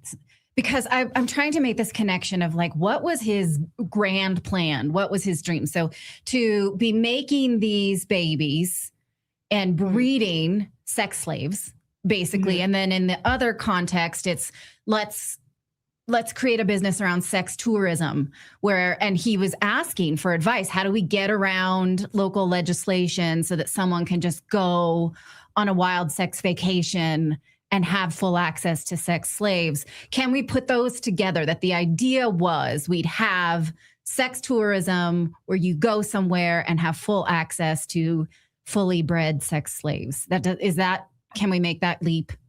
Yeah, I say we can. And I would also throw in there, well, what was Ghislaine Maxwell involved in? She was involved in Terramar.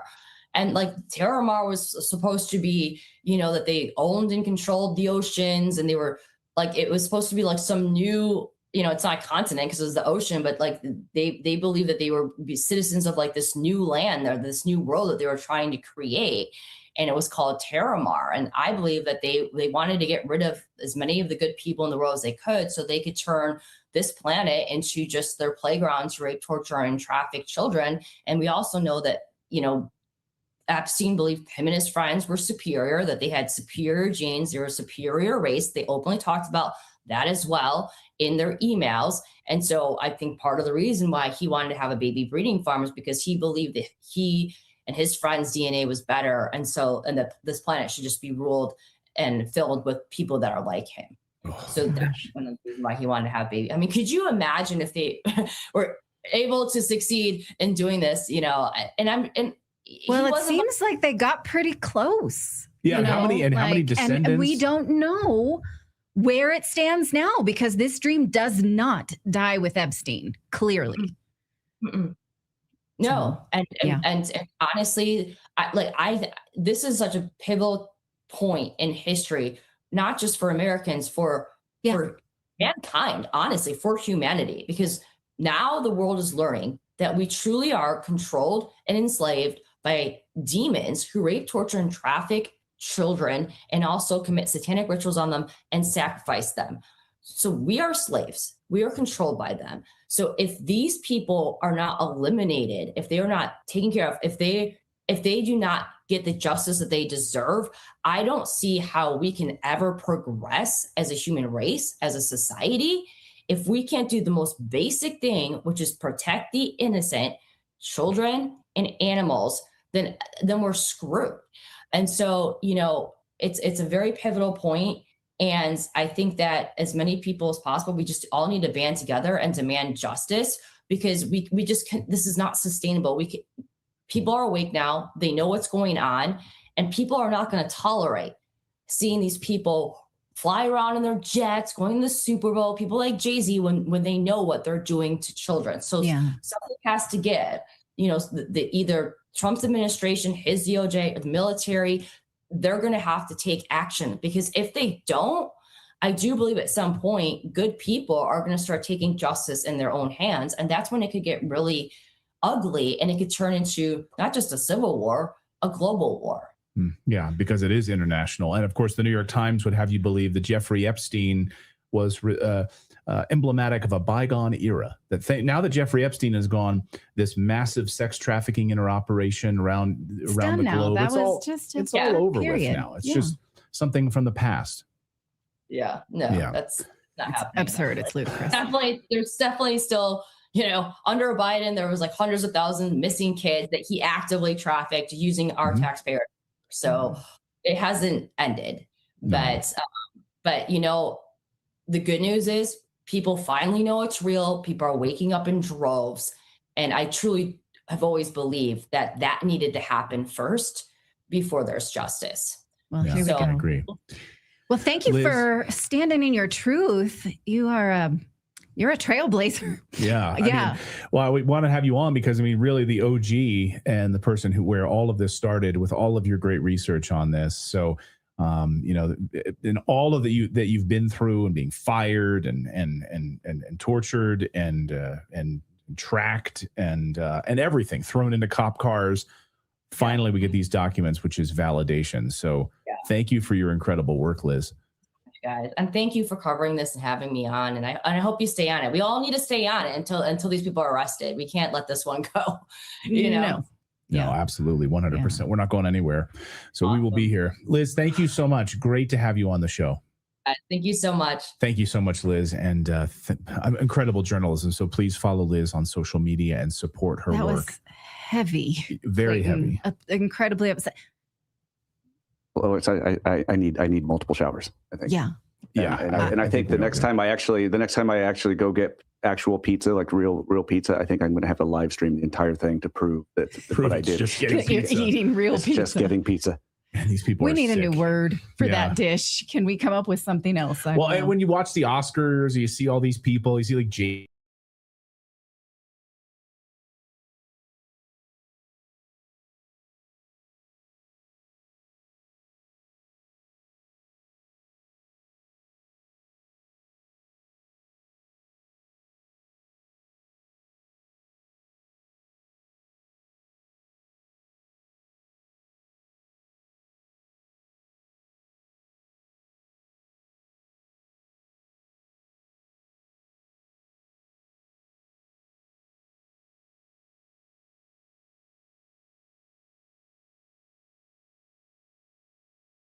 Ro Khanna on the Epstein files. He's one of the origins of the Epstein Transparency Act, along with Thomas Massie, who I also tried to get on the show. They are a Republican-Democrat duo who have been fighting to get the Epstein files publicized, and it's my privilege today to interview them. You're one of the few people who's actually been allowed to see the unredacted Epstein files. What did you find? Well, first, we found that they were protecting the identity of 6 men. I mean, Massey and I went for 2 hours, and there were 6 men who were listed as co-conspirators, and their names were redacted. I went to the floor of the House of Representatives today, and I called out those 6 men by name. Salvatore Navora, Zorab Mikoladze, Leopig Leonor, Nicola Caputa, Sultan Ahmed bin Sulayem, CEO of Dubai Ports World, and billionaire businessman Leslie Wexner. We need courage in this country to hold people accountable who have been accused of some of the most heinous crimes. I mean, men who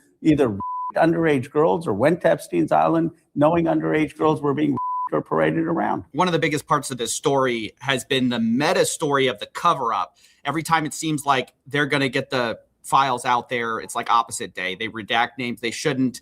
They miss deadlines. They mischaracterize evidence. You know, just recently I saw an FBI memo that there were no cameras in bedrooms of Epstein's house. And then you look at the photos the FBI took, there's a camera in his bedroom. So I just want to understand this. To me, this looks like a cover-up, but who are they covering for? First of all, do you agree with that? And who do you think they're covering for? And if you think they're covering it up at all? It's obviously a cover-up. It's probably one of the biggest cover-ups in American history. I mean, they're covering up for rich and powerful people who visited this island where young girls were being not just the American elite, the global elite. This is shaking the British monarchy. It may topple the British government. It has the Norwegian princess now not being able to be a queen. I mean, it's had international reverberation. Of course, I'm so glad you brought that up. That's one of my biggest problems with the story. Internationally, we're seeing some accountability, however small.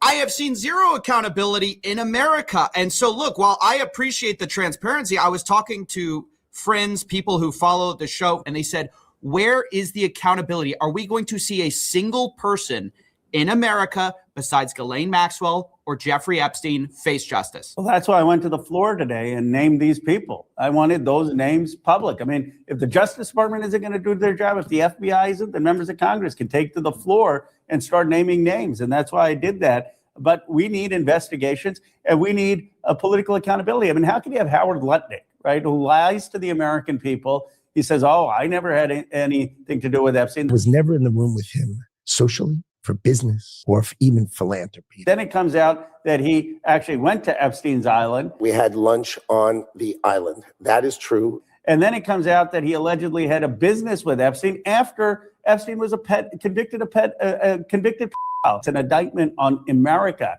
that in other nations, literally their heads of states are falling if they just had email correspondence with Epstein. And here we've got someone like Lutnick still in government. We need accountability. We need prosecutions of people who actually showed up in the island and folks. And we need, by the way, the cover-up, Dan. What is the biggest cover-up? I just want to explain this simply. The FBI scrubbed these files in March before my law, and the most sensitive information are in the FBI files. That's where the survivors named the names of the people who abused them. They're in those FBI files. Donald Trump's FBI scrubbed that in March, and they sent the scrubbed files to Justice. And so Justice then did a second round of redactions. But under my law, the Epstein Transparency Act that Massey and I passed, we need to have those FBI files unscrubbed. We need them unredacted. And that is where the information is. And the only reason I believe they're redacted is they're protecting very rich and powerful people in this country. With the help of Zero accounting software, I've got the right information at my fingertips. So now I can take my business anywhere. And I know where I'm heading next. Search Zero with an X.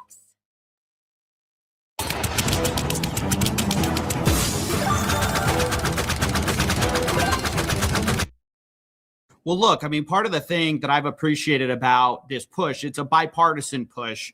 Both left and right have gotten behind it. Look, saying, hey, we gotta unredact this. We got to see who's really in there. You bring up a great point. A lot of powerful people have lied about their association with Jeffrey Epstein. That's been one of the great revelations that has come out of it.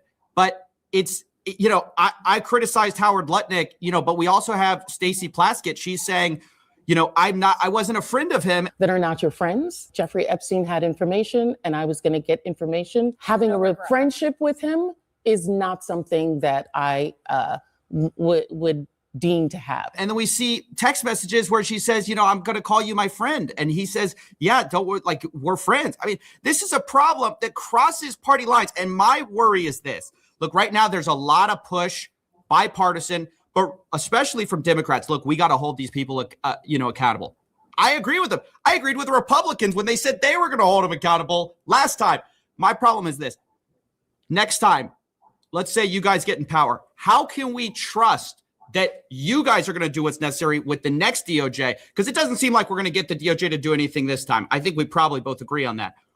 How can we trust the next DOJ to take the proper action and hold people accountable? Well, I think you have to look at the record. You can trust people like Massey and me. We didn't politicize this. We said whoever is implicated needs to pay the consequences.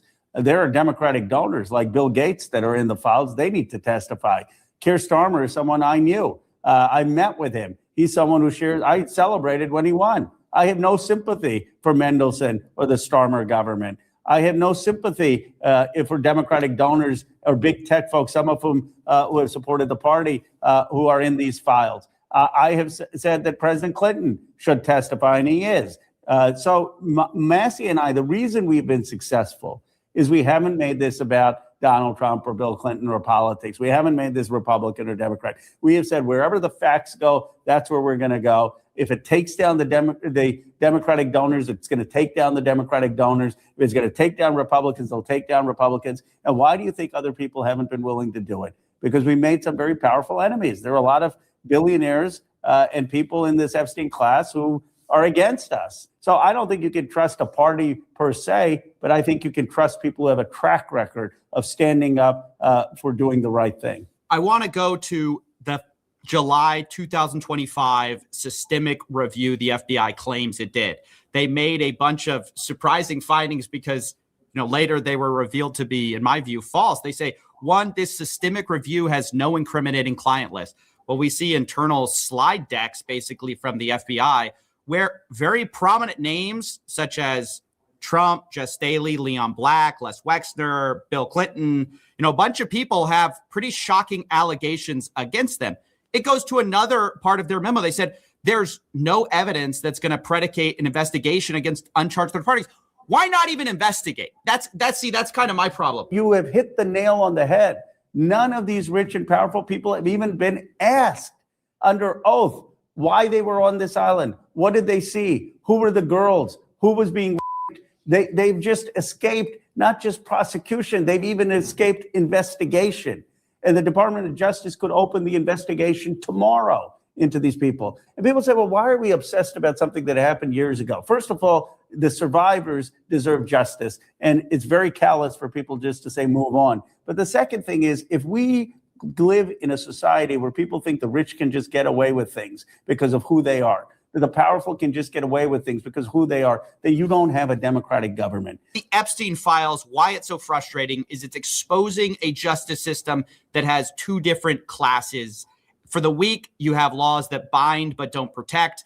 For the powerful, you have laws that protect and do not bind. I mean, do you agree this is what we're seeing with the Epstein files? Yes, it's two tiers of justice in America. That's why I came up with the term Epstein class. If you're part of this rich, powerful club, then you feel like you're above the law. Speaking of accountability, I want to talk about, one of the claims by the Justice Department. I mean, they say there's no credible evidence Epstein is blackmailing individuals. This is a huge problem because the FBI basically failed to get a bunch of CDs, hard drives that later were found removed from Epstein's properties. But, there's this email basically Epstein sent himself about Bill Gates, where he alleges that he facilitated trysts with Bill Gates. Bill Gates denies this, but it reads as straight up blackmail. It's like, you need to give me X millions of dollars. Otherwise, something's going to come out. Well, here's my problem. And this is what I'd love for people like Gates to be asked. He says he separated himself from Epstein. And then it turns out he sends a $2 million gift to MIT directed by Jeffrey Epstein. So if he had nothing to do with it, this wasn't blackmail, why is he sending a $2 million gift? I mean, are we going to ever have it make sense? The gaslighting is what bothers me. You know, you brought up Howard Lutnick. You know, he says, oh, I was so disgusted. And then he's found to be a business with the guy. Like, I just don't like, and I don't think anyone likes being lied to, especially by. When you're building an app, seeing your changes instantly can make all the difference. From layout adjustment. People in power and people who are making decisions sort of for the rest of us. Bill Gates has enormous influence. You know, the idea that he would be kind of, compromised by some of these things is very alarming. It is alarming. And that's why he needs to come under oath and answer these questions. That's why there should be an investigation where he's asked by the Justice Department and Congress. And I say this as a Democrat. I mean, he supported a lot of Democrats, but we need fundamental accountability. It can't just be about Lutnick because he's in the Trump administration. It needs to be across the board, regardless of people's politics. And the issue in terms of what Epstein was and what he was doing, look, even my law doesn't allow for the release of classified information. You can't in Congress declassify things. That's the rule. But what we need is a president who actually appoints someone who has credibility in the military or in intelligence to look through the classified information and make a public report of what Epstein did and whether there was anything there. And that person has to have incredible credibility. Until then, there are going to be both rumors out there and conspiracy theories out there and legitimate questions. But that won't be answered just by my law. We need actually a commission that can look through the classified information. I'm glad you brought this up. You know, one of the questions is, why did the plea deal in 2008 happen? Why did it seem like every time there was going to be something happening, it seemed like some bigger players were reaching in? You know, the CIA was FOIA'd by Jeffrey Epstein about Jeffrey Epstein, and they basically denied it. They said, hey, we can't confirm or deny any classified evidence that we may or may not have on you. The NSA basically did the same thing. You know, this is a big problem was Epstein working for our government or foreign governments? This is something that's kind of speculated about a lot. There's a lot of emails with connections with powerful world leaders where Epstein seems to be in some type of official or unofficial capacity. I mean, what do you know, if anything, about this? I generally don't have insight into his relationships other than to say it's odd that he's got pictures at the CIA. It's odd that he has relationships with so many world leaders, that he's getting access from Gordon Brown's trade secretary about what purchases UK is going to make in the financial markets, that he has access to what India's prime minister is going to do in the United States or Israel, that he has access to an Israeli former prime minister, so much so that Netanyahu is making statements about the former prime minister's relationship with Epstein. I mean, how is this person as connected? Actually, that's one of the questions I want to ask President Clinton is, who is this guy, or Trump, or in our classified information? I mean, why is this guy as connected as he is? People say, oh, he's just a collector of influential people. I know a lot of people who network in Congress. I try to network. I don't know all these world leaders. You don't get there just by networking. There's something else going on. That's a great question. I have the same question. I mean, it's a very strange thing. I want to talk about Trump's relationship with Epstein for a second. There have been a lot of revelations from the files, a lot of weird behavior from the president, who normally is unbothered by anything press related. And yet we just had something come out very interesting. It seems to be a 2019 interview with the Palm Beach police chief, Michael Ryder. And he said that basically Trump blew the whistle on Epstein's activities and said, thank goodness you're stopping him. Everyone has known he's been doing this, saying Maxwell was evil. This definitely surprised me. I'm not going to lie. I said to myself, why didn't they? If I was there, I'd put that out sooner. I mean, I was just kind of shocked that was in there. But also, it seems like later he said he didn't know what was happening. At the time, did you know why he was taking those young women? No, I don't know really why. So, I mean, what do you make of this? Were you surprised to see that? I was pretty shocked. I was like, what is this? I don't know what to make of it, really. No, I was surprised. I said it on its face, it looks like a good thing that he was saying that Epstein should be held accountable. I wish more people have done that. I guess the questions for President Trump is why did it continue? And does he know other people who were abusing these girls? And what else does he know about Epstein's relationships? But on the face, that one call is it seemed like the right thing to do. Yeah, it was weird. And, well, it also made me wonder because in 2002, there's that birthday book, right? 2005 or 2006, it looks like he calls and says, "Hey, we all knew this was basically going down. So glad you're taking him down."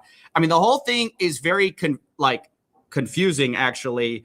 I don't know if we're ever going to get the truth on that, maybe, but Ghislaine Maxwell is an interesting character because he says, "Oh, she's evil." Well, he was friends with her for a very long time.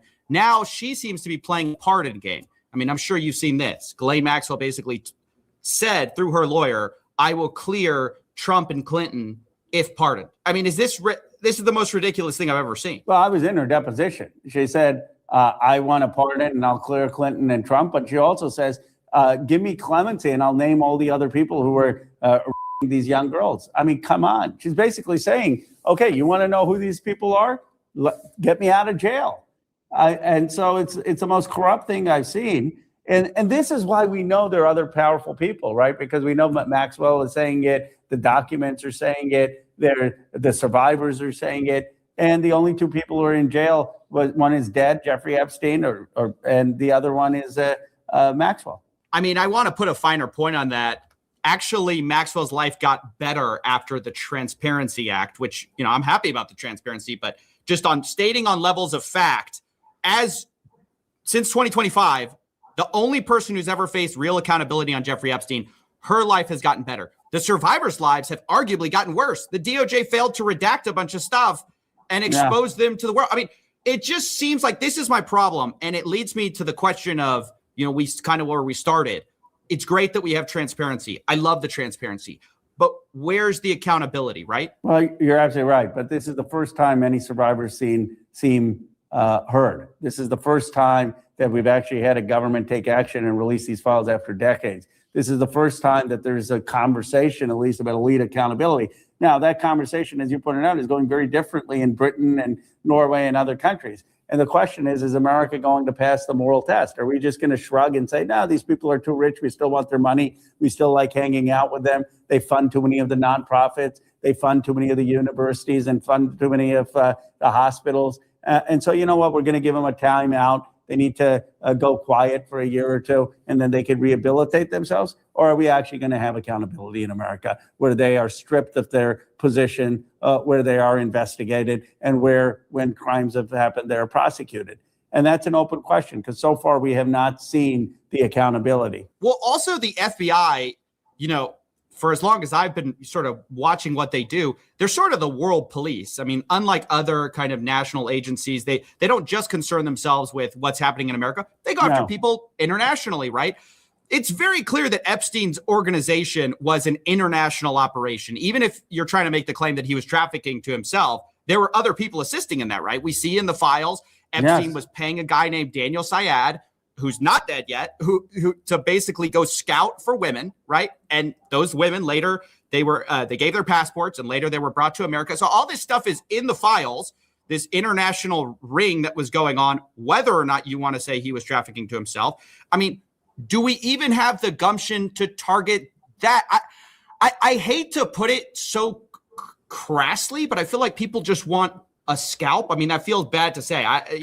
We want justice, but even symbolic justice would be better than this, right? Which is basically we released everything and we get nothing. That's why I went and gave the 6 names this morning on the floor of the House. I mean, many of those names are foreigners, but they were listed as co-conspirators. And the question is, are we going to have justice? One of the survivors told me that the person who her when she was 17 happened in France, and that this person has left both France and the United States to evade the prosecution of the authorities. And so the question is just, are we going to care enough to get justice? Because you're right, it's not just justice of famous names that were caught up in all of this. There are a lot of people around the world who are caught up in these girls, and these women want justice. They don't want just a shaming of famous names. They want their accusers held accountable. Think about it. For 20, 30 years, they've seen these people accumulate wealth, fly around, escape any accountability, and they were treated as disposable, as that they didn't matter, as if They were just objects for the gratification of rich and powerful men. Perfectly said. The final question here. What's the worst thing you've seen in these files? I've seen some pretty sick things. I mean, just the grotesque nature of what they did to young girls. I mean, it's much worse than just. I mean, it's violent, it's ugly, it's sick, and that is just stomach churning. And then the scale of it. I don't think people understand how many of these young girls were caught up in this. And the class issue is at the core of this. That's why I said Epstein class, because a lot of these girls were working class. A lot of them didn't have fathers. They were targeted. They were preyed upon by rich and powerful people. And then they were told, don't call the police, nothing is going to happen. Don't call the FBI, nothing's going to happen. And the person who did call the FBI in 1996, she was called a liar. This is a moral reckoning for this country. It's an elite governing class that is immature, that is callow, that is reckless, that is arrogant, that is self-entitled, and that has done horrendous things. And the question is, are we just going to try to brush it aside and move on, as the president says, or are we actually going to have a moral reckoning, have a new moral vision, and be rooted in the values that built this country? And that is what's at stake. And that's our interview. Thanks to Congressman Ro Khanna for coming on the show. If you want to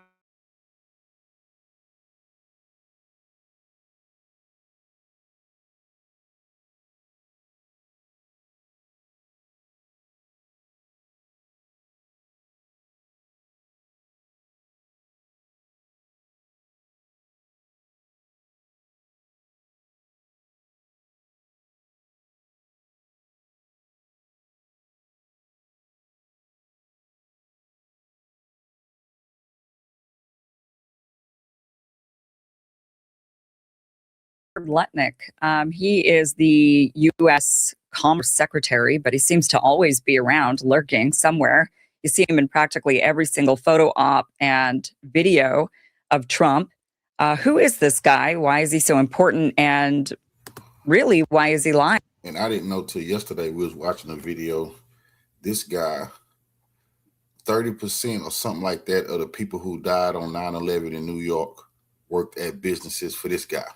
This small hat, Howard Lutnick. He just so happened not to go to work that day. 30%. Just keep that in mind, all that's going on. He is deeply entrenched in a lot of the BS that's been going on in America. Lying. What is he lying about? Well, his ties to Epstein, for one. He's recently been caught lying about going to the island. He's had to admit in a congressional hearing that he did, in fact, visit Epstein's island. This was after previously saying he'd met the guy once, after being his next door neighbor, claiming he met him once. How is that even possible? Met him once, never spoke to him again. Oh, but then it turns out in the Epstein files, oops, my bad. Yeah, it looks like we did go to the island, but that's all. We just went to the island. We didn't know hanky-panky, nothing weird was going on. This is what he said in his congressional testimony. Lutnick, I think you understand the root of concern here. It's the way you described very emphatically your first encounter with him in his apartment, said you were disgusted, would never have any contact with him again. Did you in fact make the visit to Jeffrey Epstein's private island? I did have lunch with him as I was on a boat going across on a family vacation. My wife was with me, as were my 4 children and nannies. I had another couple they were there as well with their children, and we had lunch on the island. That is true, for an hour, and we left with all of my children, with my nannies and my wife, all together. We were on family vacation. We were not apart. To suggest there was anything untoward about that in 2012, I don't recall why we did it, but Mr. Secretary. Okay. This is after, and what he's referring to is what the questioner, whichever person that is in the in Congress, when he asked him, he said, well, you described emphatically that you'd met him once and you were disgusted and you never want to see him again. Let me just go ahead and play that clip for you so that you understand the context of how Howard Lutnick has now lied about Epstein Island. He opens the doors and there's a massage table in the middle of the room. And candles all around and stuff. So I ask very insightful cutting questions. I say to him, massage table in the middle of your house? How often do you have a massage? And he says, every day. And then he gets weirdly close to me. Ooh. And he says, and the right kind of massage. Ooh. Now my wife is standing here.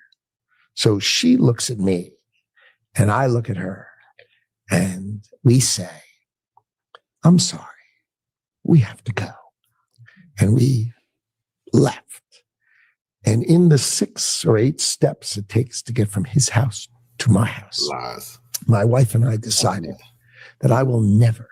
6 to 8 steps. Imagine that. All of that bullshit going on at Jeffrey Epstein's house. That man stays 6 to 8 steps away. Steps away. And he don't know what the hell going on at Jeffrey Epstein's house, but you can take 6 to 8 steps and you'll be at his house. Man, please. These people think we stupid. Be in the room with that disgusting person ever again. So I was never in the room with him socially, for business, or for even philanthropy. If that guy was there, I wasn't going because he's gross. He lied and say, socially, business-wise, none of that. Now the files then came out, him and Epstein owned a business together. They was definitely in business together. They owned a business together. They was business partners. He sat there and told that goddamn lie to everybody. And so I look back at it as a gift. Yes. He gave me a gift. Yes. Of a voice. And so, yeah, that's my story. A one and absolutely done. That's what everybody says. It's just amazing how they all seem to have the same story, which is, there was this one photograph I have with him. I went to a party once. I saw him there. That was it. Or I met him one time this, one time that, then nothing beyond that. And then the Epstein files come out and they all have to backpedal this. And then it's like, oh, okay, yeah. Okay, there was that one time where my wife and I and children and nanny and other family, we went to the island. How do you go from just saying the other day, really? I mean, this podcast episode wasn't that long ago. I mean, maybe a few weeks or a couple of months. How do you go from saying, oh, yeah, I just met the guy once, so disgusted, never saw him again, to, oops, okay, I did go to the island. Well, it gets worse than that. He didn't just visit the island. Massey says, actually, they had been setting up meetings and phone calls. Here, listen to this. Republican Congressman from Kentucky, Thomas Massey, is back here with me tonight. And thank you, sir, for being back here. I believe you went back to the Justice Department today. If you did, what more can you tell us about what you saw? Well, I saw that Lutnick shared his phone number with Epstein and that their assistants were setting up phone calls between them. So there is at least that other connection. We've all learned the hard way that when tech companies say they care about privacy, they really don't. Alexa listens to your conversations. Meta tracks everything you click. And now even AI platforms are collecting your chats, your thoughts, your business ideas, your private questions, all stored and analyzed on their servers. Now, AI can be incredibly powerful, but we shouldn't have to hand over our digital diary just to use it. And that's why I've switched to Venice.ai, a privacy-first open source AI platform that runs entirely in your browser. No spying, no tracking, no censorship. Your messages are encrypted and your conversation history stays with you, not with them. With the Venice Pro plan, you can upload PDFs for instant summaries, generate images without restrictions, and even tweak how the AI talks to you by editing the system prompt. Now, here's an example. I asked the same question to both ChatGPT and Venice. One gave me the sanitized approved response and the other gave me the truth. So if you want to use AI without giving away your most personal data, go to Venice.ai agent.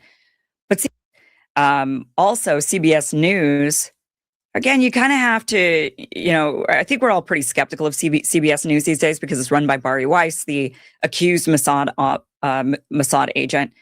But CBS News reports that Lutnick and Epstein were business partners. So what is going on here, Howard Lutnick? How much can you lie about this relationship you had with Epstein? You happen to live next door to the guy. You say you met him one time living next door, which is already not believable. Then you say, that's it. Then we find out you've been to the island. Then we find out from Thomas Massey that you were coordinating meetings between your assistants. And now we find out from CBS News that you were actually in business with each other. So, I mean, what's up with this? This report says U.S. Commerce Secretary Howard Lutnick has said he had limited interactions with Jeffrey Epstein, but documents show they were in business together as recently as 2014. Lutnick and Epstein each signed on behalf of limited liability companies that agreed on December 28th of 2012 to acquire stakes in now shuttered advertising technology company called Adfin. Documents released among this so-called Epstein files show. Epstein and Lutnick's signatures appear on neighboring pages in the contract, with Epstein signing for his Southern Trust Company, Inc., and Lutnick for a limited liability called CVAFH, CVAFHI. The documents list 9 shareholders in total. So they were in business together doing various things. So how, and then he goes to the island. So this guy has been lying about his relationship with Epstein. Why would he do that? Well, for one, you know, I get it. People don't want to be associated with Epstein because who wants to be associated with a known pedophile, essentially, running a sex blackmailing ring? Business but partner. also maybe there's something else that maybe is a bit more sinister, a bit more concerning. Like I said, Howard Lutnick seems to be lurching around absolutely everywhere. Well, Simon Godek, he on Twitter has this theory, and it's worth looking into. Simon says, I've been saying it for months, and now it's painfully obvious. Howard Lutnick is Donald Trump's handler. Yes, that Howard Lutnick, the guy who survived 9/11 due to his son's kindergarten day, the guy who forced an Israeli loyalty test on White House staff, the guy who just happened to be Jeffrey Epstein's neighbor, what are the odds? The guy who lied about cutting ties with Epstein in 2005, the guy who visited Epstein Island with his 4 kids in 2012, the guy who thinks covering for pedophiles is funny.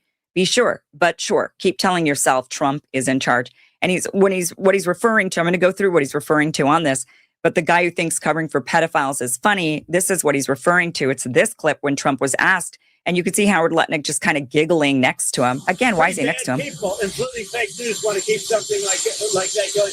But credible information, let them give it. Anything that's credible, I would say, let them have it. So there he is giggling away when Trump's like, oh, yeah, this is, talking about the Epstein files. Again, why is Howard Lutnick there? What is he doing standing next to Donald Trump? Okay, so who is Howard Lutnick? What is he all about? Howard Lutnick, this is an article from Jewish Insider saying that Howard Lutnick, the pro-Israel champion leading Trump's transition team. Now, this was written before Howard Lutnick was named the U.S. Commerce Secretary. He was a large donor to Donald Trump. And what's really interesting is that he'd only recently become a major supporter to Donald Trump. In fact, he's only recently become a Republican. Prior to supporting Donald Trump in his last election, he actually, get this, supported and ran and did a big fundraiser for Hillary Clinton in 2016. Oh, and guess who else he supported in 2016? Kamala Harris. Right, the guy has been a lifelong Democrat, donating to Democrats, but then suddenly he switches over and now he's donating to Donald Trump. And more than that, he then becomes the co-chair of his transition team. So he's in charge of finding all of the people, helping find and ensure that they're vetted, that the right people are around Donald Trump. That's his job during the Trump transition team. Then he says, well, I'll join the administration if Trump asks me to, but it's got to be his own decision. I'm not going to assign myself into that role since he was co-chair of the transition team. And Trump makes him the Commerce Secretary.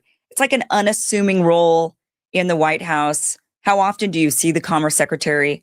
Except this time we see the guy constantly, always right next to Donald Trump. And it's one of those roles where, you get to talk to all the billionaires. You get to talk to all of the heads of state as the Commerce Secretary without being such a flashy role like what Marco Rubio has to have.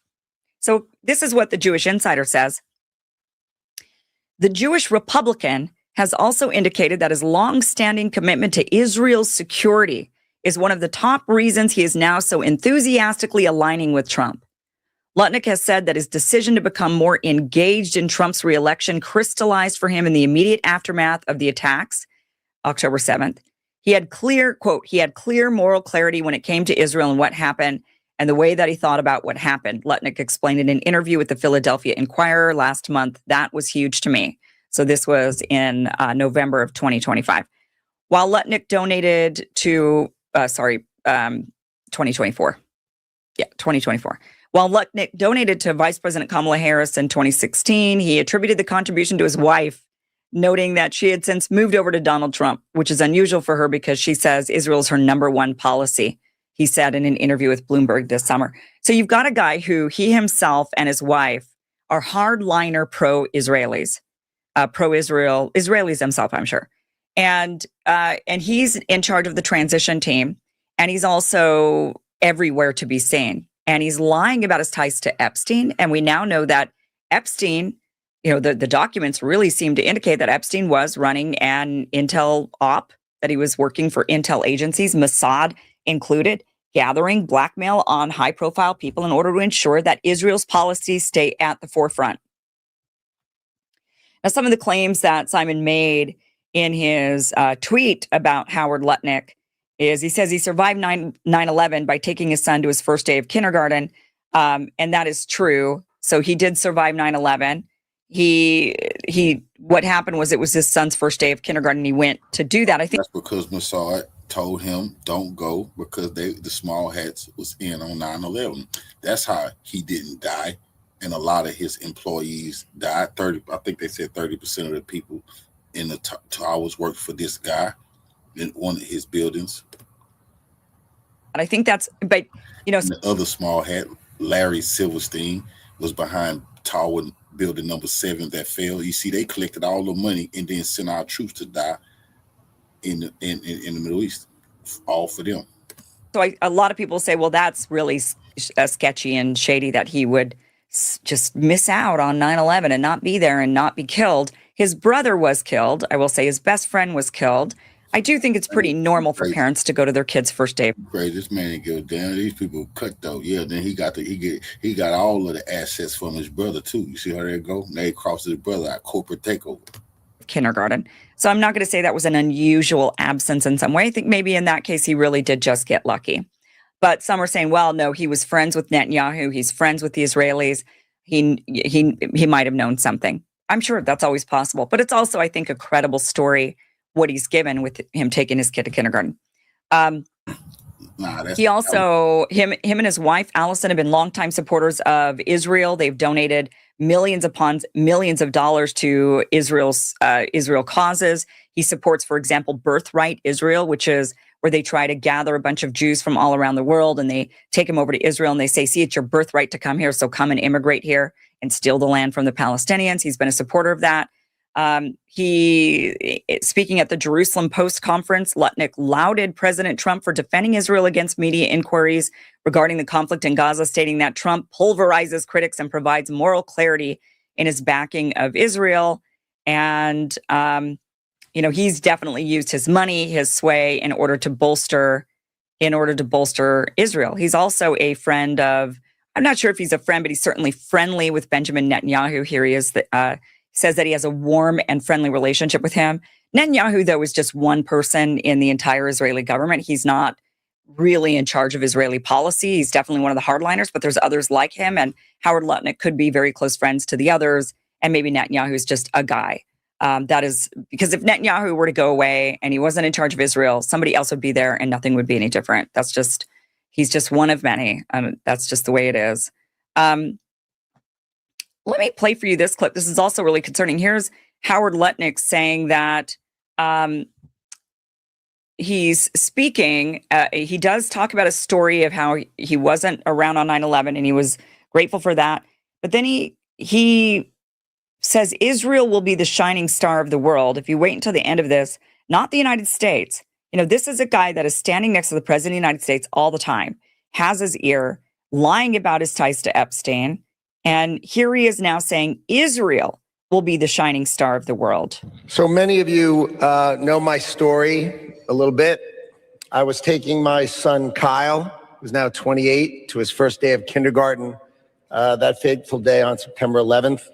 And that's why I'm alive today. I ran down to the building, stood outside the doorway, grabbing people as they came out, hoping that one of my people would come out, because we had the 101st to the 105th floors. None of my people got out.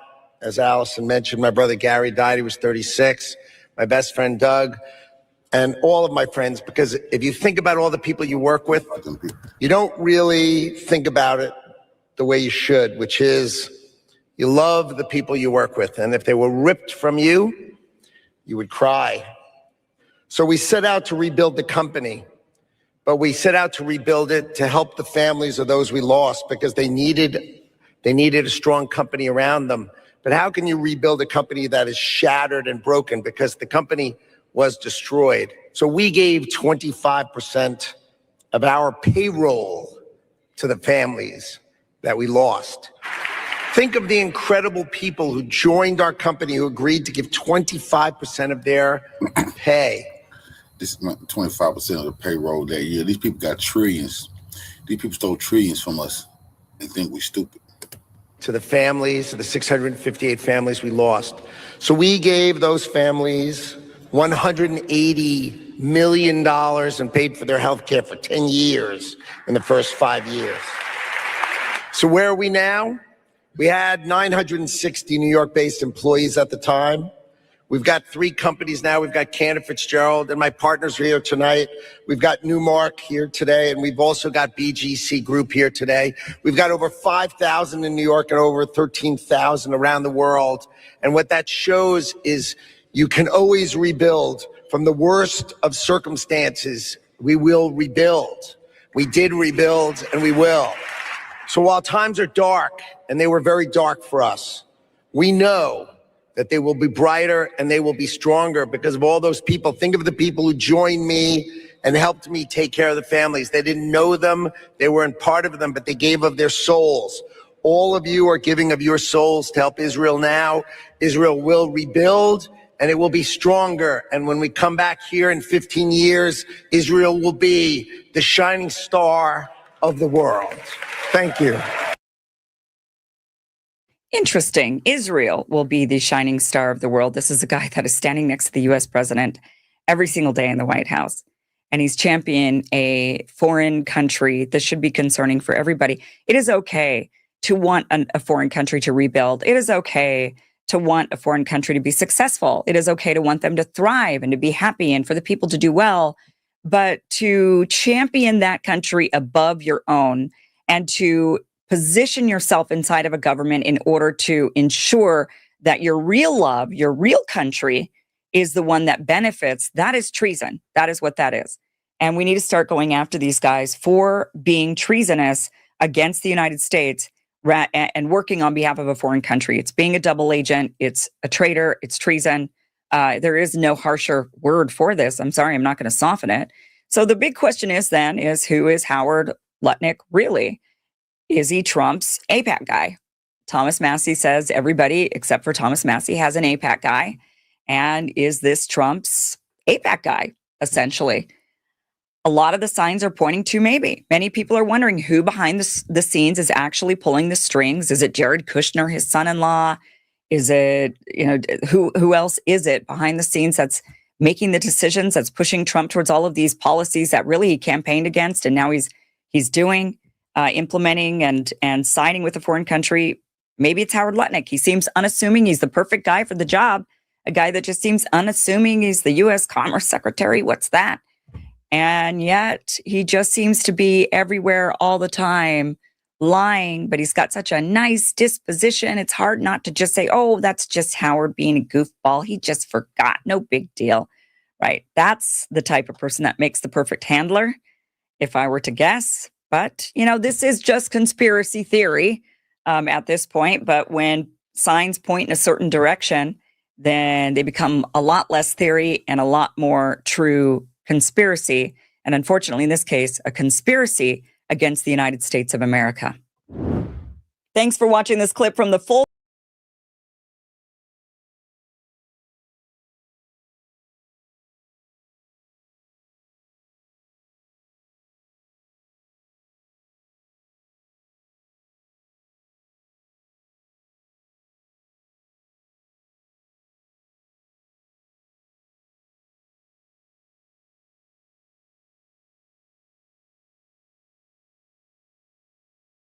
You believe that children are being abused by pedophiles. in Hollywood. Absolutely. So why are you sitting down talking to me? Why aren't you sitting down with the police right now? I've told the police. In fact, if anybody wants to go back to 1993 when I was interviewed by the Santa Barbara Police Department, I sat there and I gave them the names. They're on record. They have all of this information. And that's insane thinking. I'm paranoid. I imagined that stuff. That couldn't be the reason for why so-and-so was acting like. Could it? And then you find out later on the track that you are exactly on track with a lot of this stuff. A matter of human hunting. And when a mind control slave such as myself was stripped of clothes and turned loose in the woods, I was then hunted by George Bush, Dick Cheney, and Bill Clinton. I'm saying that there are people that were the people that did this to both me and Corey that are still working. They're still out there, and they're some of the richest, most powerful people in this business. And they are. And they do not want me saying what I'm saying right now. Are you saying that they're pedophiles? Yes. And that they're still in this business? Yeah. ¡Comieron humanos! ¡Asquerosidad! ¡Comieron humanos! Yo no estaba enterada de nada. Que había, o sea, los asesinatos sí, pero que habían comido humanos. ¡Humanos! ¡Fuera la carne humana! So, after years of being blackballed by Hollywood, Mel Gibson just made a major comeback. After several videos of him exposing the industry and Epstein, all the way back in the 90s, leaked all over the internet. Mel was the last person anyone was expecting to be the good guy in this story because of all the high-profile controversies he had been involved in. But it turns out that he might be a lot of things, but he is definitely not one of them monsters on the files. And word on the street is, his refusal to join in on these ritualistic activities is actually the real reason why his career was buried. And he warned us time and time again.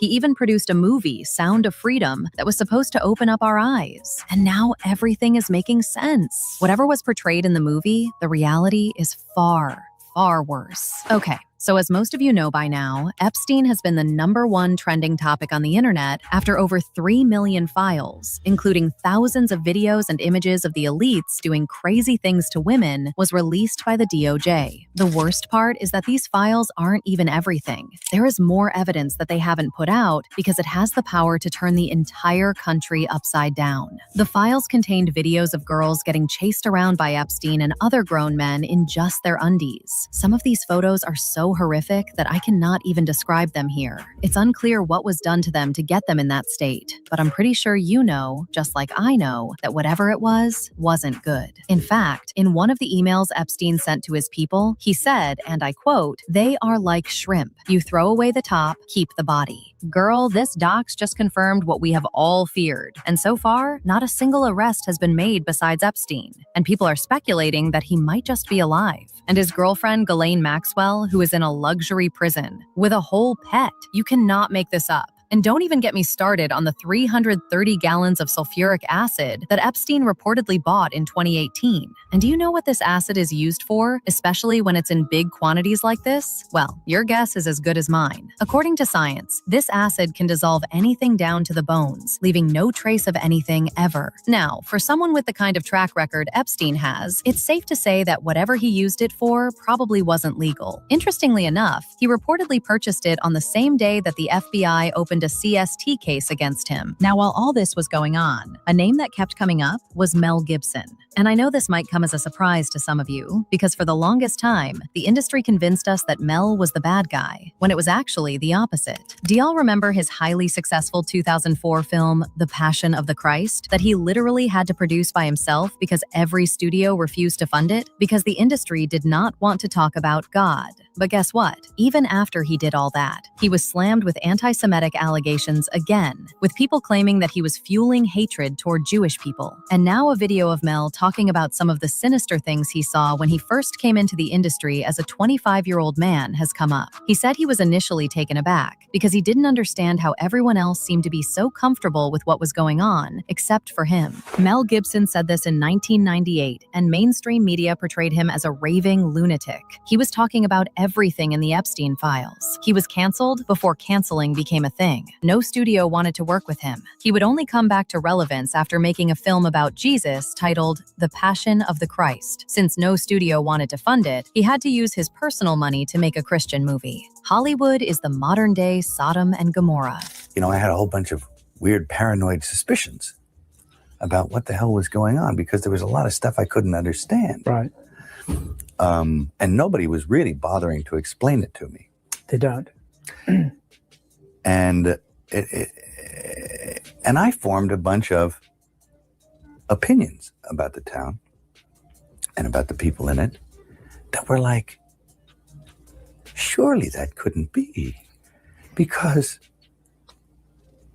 a whole place can't be like, you know, Weird Town, you know, where the stranger wanders in and all the people are in the bar and they all shut up when he looks at them and and they tell you don't go to the house on the hill, and it's like that.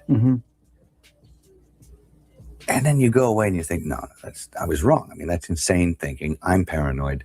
I imagined that stuff. That couldn't be the reason for why so-and-so was acting like, could it? And then you find out later on the track that you are exactly on track with a lot of this stuff. Not specifically on track, but that you could, that some of your worst nightmares were real. But it doesn't stop there. You see, after the industry successfully blackballed Mel, they replaced him with other people they could control. And one of those people was Jim Caviezel, the guy who played Jesus in The Passion of the Christ. Now, I don't know what these Hollywood elites did to Jim after making him their guy, but whatever it was enough for him to see the things they were happening behind the scenes. Mel Gibson and Jim then decided to expose it all in their movie, The Sound of Freedom. It was produced by Mel and directed and acted by Jim. The film grossed over $250 million on a $14.5 million budget, and it focused on exposing the CT industry. The story opens in Honduras, where a poor father, Roberto Aguilar, is tricked by a woman named Giselle, a former beauty queen posing as a talent scout, into letting his kids Miguel and Rocio participate in a fake modeling shoot. The kids are abducted and sold into CT. Jim's character arrests CP distributors and rescues Miguel from the bad guys. Now, after learning that Rocio was still in captivity in Colombia, he quits his job, despite bureaucratic limits on foreign operations, and vows to save her. He teams up with allies like ex-cartel accountant Vampiro and Colombian contacts. They run a sting in Cartagena, posing as buyers to expose even horrible CT underbelly. Now, at the time, people thought this was just a regular movie. But after everything we know about Epstein, it looks like this movie may have had some connection to him. From fake modeling and acting scouts to horrible parties, this is the reality of the Epstein files. As usual, people had their thoughts, like this person who said, reading the Epstein files, it sounds like the billionaires let their own kids get raped by Epstein and others. Very sick. Another person said, Mel has been pushing out these conspiracy theories for a long time. He even acted in a movie based on a conspiracy theory. But now I want to know your thoughts. What do you think of Mel exposing Epstein long before all this mess got out? And do you really think this will revive Mel's career? Let me know your thoughts in the comments.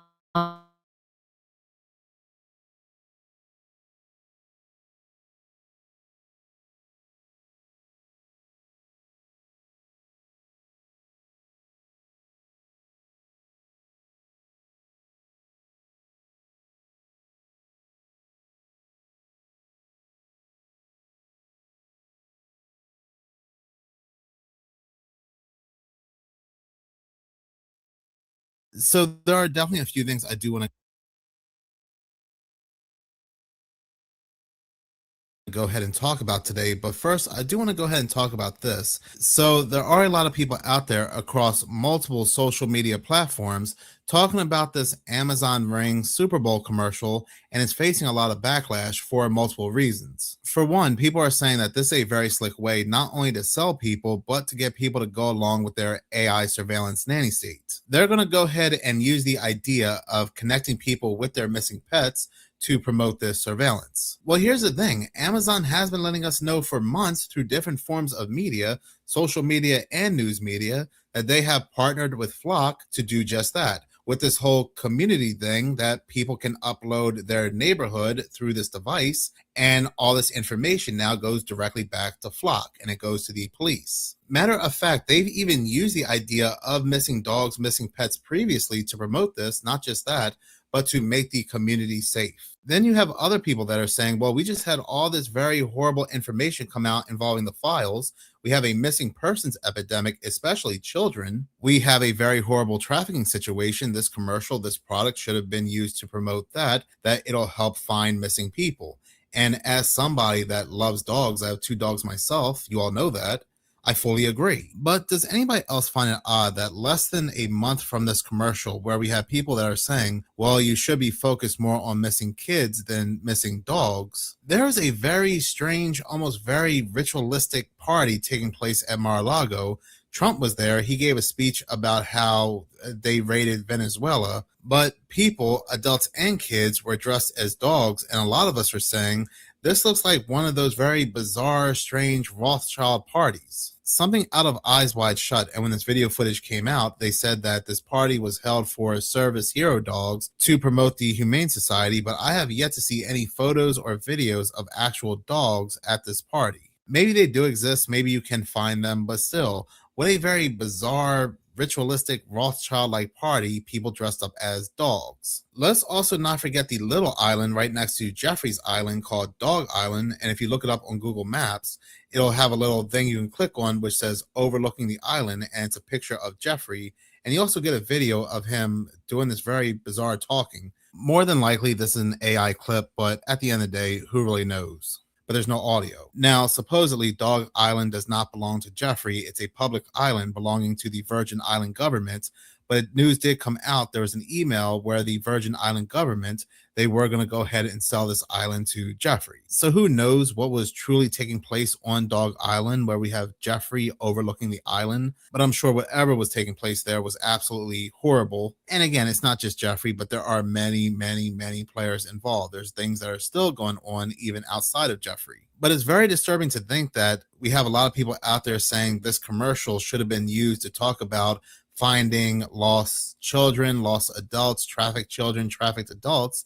But perhaps all this time they were in a very sick and disturbing truth in plain sight way. When it comes to Hollywood, big media, especially these very ritualistic Super Bowl commercials, I wouldn't trust anything for face value, especially given the fact that there are a bunch of eerie references to dogs when it comes to the Jeffrey emails, like this one to Soon-Yi Previn, who is Woody Allen's wife, where he says the dogs will bark once again. Or this one right here that says, Jeffrey, this is a part of our investor deck, minus several videos showing what dogs can do in the lab and what I have managed to get even my dopey Newfoundland to do with an iPad. Call if you like, and they blank it out. And again, I fully get what they're also trying to do here by promoting this AI surveillance. But again, people that have Ring are fully aware of the community feature. They were sending out news articles after news articles that they're partnering with Flock.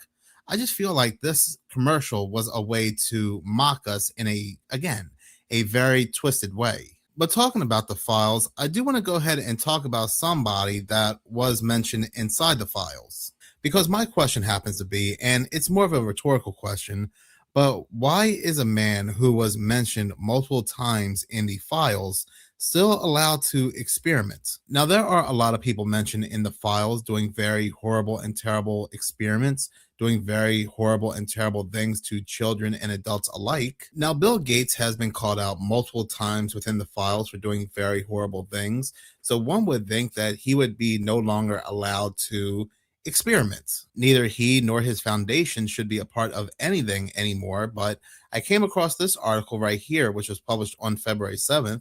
The Gates Foundation to set up 200 plus artificial insemination centers for cattle in, India. They are doing this supposedly to boost cattle productivity and dairy income. The project will focus on breeding high merit, high milk yielding cattle while strengthening artificial insemination and allied veterinary services in rural areas. But my thing is, again, this man, the gated one, and his foundation, which he is still heavily involved in, of course he is, should not be a part of anything, let alone things that involve food. Matter of fact, one would think that, well, any country, especially India, would not allow him to be a part of the food supply, given the fact that he made these comments back in 2024, which had set off a lot of backlash in India.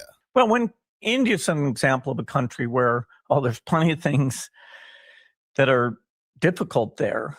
The health, nutrition, education is improving, and they're stable enough and generating their own government revenue enough that it's very likely that 20 years from now, people will be dramatically better off. And it's kind of a laboratory to try things that then, once you prove them out in India, you can take to other places. And so yeah, it's our laboratory, it's our experimental playground. And when we test things on people and we get it right, then we move it along to other countries. Evil as evil can be. And again, the authorities, the people that can do anything, they have known about him in the files for years. They have known that he was doing all these very disturbing things. And yet, then years later, he was still allowed to release GMO mosquitoes within certain states. And then around that same time, people saw an increase of malaria within these same states.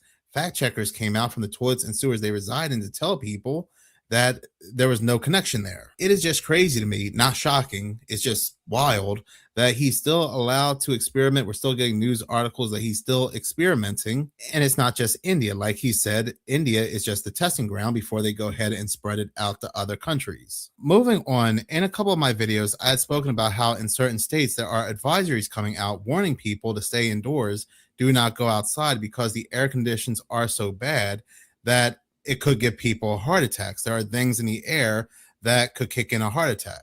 The PM levels are very, very high. But a lot of people, including myself, are curious as to why the news, the local news, state news, they are not warning people or covering this topic. The only news agencies that are talking about this are MSN and a few other news agencies, mainly international news like the Irish Star. But people are saying, why have we not heard anything from the state itself? There are people saying that they are getting headaches, they are smelling chemicals, they're getting very weird taste in their mouth. Well, now we have people in other states saying that they have also been smelling a very mysterious odor, tasting this odor, and nobody's saying anything. In southeast Wisconsin, you may have already smelled our next story. Pleasant Prairie says they've been getting 911 calls because of a foul, chemical-like smell in the air. They say it is widespread. Reports of it coming in from across southeast Wisconsin. Even people in Chicago and central Illinois report smelling this smell. Some reports coming in from Indiana. Mike Biermeister talked with people like Tom and Angela about the odor and has the latest on what might be causing it. I don't smell anything out of the ordinary where I'm standing in downtown Kenosha right now, but people in several counties, even states, are reporting a strong chemical-like odor that's moving in waves throughout our viewing area and beyond. This as officials work to track down the source.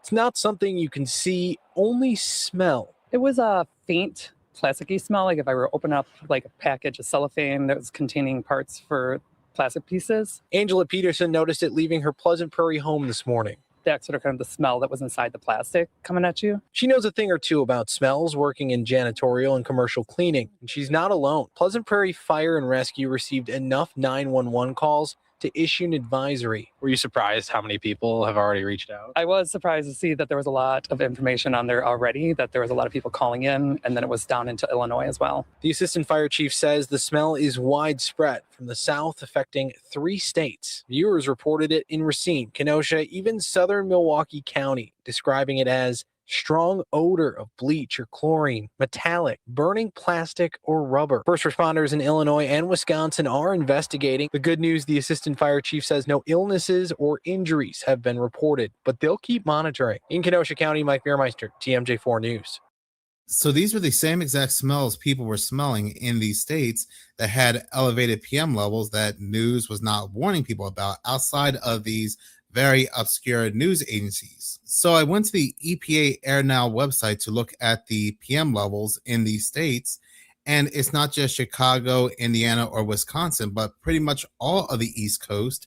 The air quality is in the 50 to 100 moderate range when it comes to PM levels, with most of them in the higher end of the moderate levels. People are being poisoned. And also, when it came to the whole mysterious fog situation, People also said that they smelled and tasted chemicals. There is an intentional lack of news when it comes to the air quality because people are purposely being poisoned. But moving on and seeing what other people are talking about, this next video from Kate Builds 2 is very interesting because what do they do with all that information they stored from us as children? So I think I just discovered a brand new conspiracy theory, and it's sort of in relation to the school photos conspiracy theory. If you don't know what that is, I suggest going down the rabbit hole, or I can make a part 2. But that one in particular kind of had me thinking, and it jogged a memory of these identification cards that we had done in elementary school. Please tell me you know what I'm talking about, because my husband, who lived in a completely different state than me, had them done, and I know that my brother and I had them done. We were definitely in elementary school, and they collected our hair follicle, our fingerprint, and a photo, and like pretty much laminated it into a little card.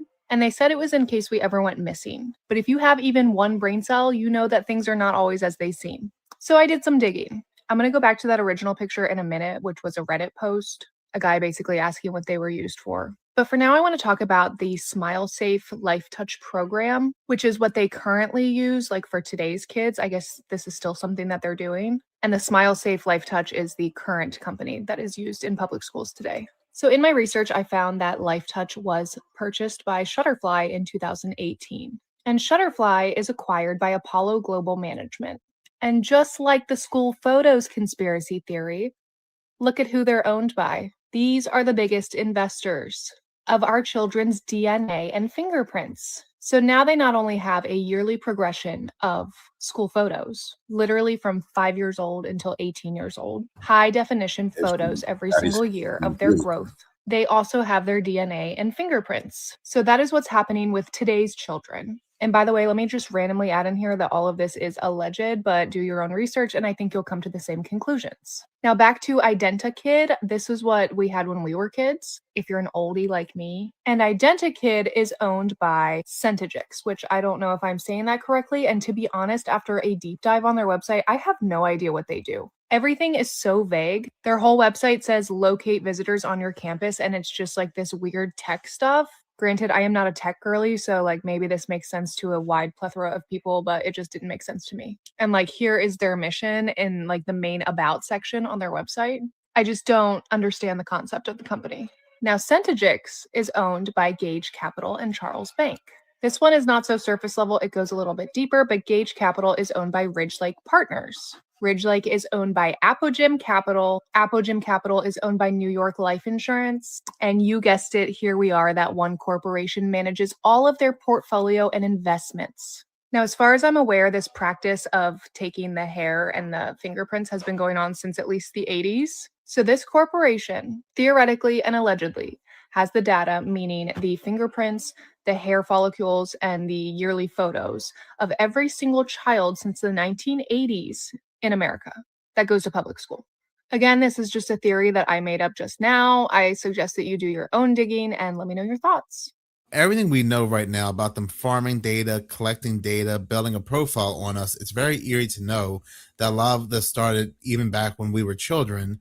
But a lot of this could be, too, to give it to the biggest buyer who wanted a certain child and to target that certain child and to take them away. Walk you through the events.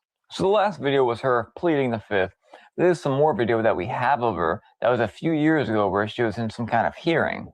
And then they dropped this video, which was allegedly just laying in her cell. And the timestamp was very curious. We're going to get into that right now. Keep in mind, the Savannah Nancy Guthrie situation has been getting way more widestream attention than the whole drops that happened a few days ago. This person right here, the same person right here, which, by the way, the video they gave us, it's incredibly difficult to even get a clip of her face, looks absolutely nothing like this person right here in the courtroom, saying they require clemency to continue speaking. Of course, it's definitely the same person, right? Finally, absolutely 1000% unrelated, not relevant whatsoever. I found this little chat with expert Grok talking to someone, and they're supposed to be describing both the pictures, you know, their face structures. Grok said, there is no way at all. These are the same people. Don't y'all like get tired of this at a certain point? Imagine buying this in 2026. That video came from Moon Henry, and does anybody honestly believe she's in prison? She's probably on some island somewhere. And yeah, that really does not look like her. I get people age, I get people change, especially in prison, you're not looking your best. But yeah, that really doesn't look like her. And when I saw this video, I was kind of reminded of a certain actor. I can't remember who that actor is, but it doesn't look like Maxwell. I just launched ChatGPT Health, where they are asking you to upload your medical records and your other wellness apps to their software.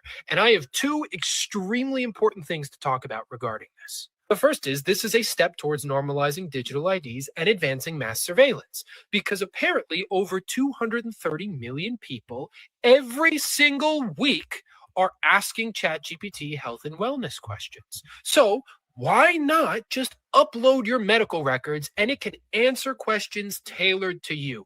You don't need to go to a doctor. You can get it for free. It's obvious that OpenAI has and collects this data, but the fact that Reuters was able to get this information means they're willing to share it. So when you upload your medical records, guess who's going to be sharing that with everyone who's willing to pay for it? The second being, you have to be clinically dumb to think that this is a good idea, because ranging from basic questions to simple administrative work, depending on the article that you read, AI is getting those queries wrong 45 to 70% of the time. And you think that after uploading your medical records, it's going to be able to answer complex medical questions with proper nuance? It's data farming. Remember, OpenAI is not profitable. They are making money off of you, and they are normalizing you giving up all of your personal information so that when they reintroduce COSA for the fourth time, or they reintroduce the Beard Blocked Act, or the Anti-Digital Piracy Act, or repealing Section 230, you don't care because you're exhausted because you say, well, they already have all my information anyways. That's exactly what this is. It's conditioning people to accept the digital ID, to have everything go digital. But still, that's a really bad decision to upload all your medical records to a chatbot program that insurance companies and other types of organizations can gather a lot of data on you and deny you for certain things, or perhaps maybe they'll even see you did not get the jab sometime in the near future. Listen up. Let's talk about the Olympics, shall we? Now, if this doesn't scream demonic to you, let's look into it further.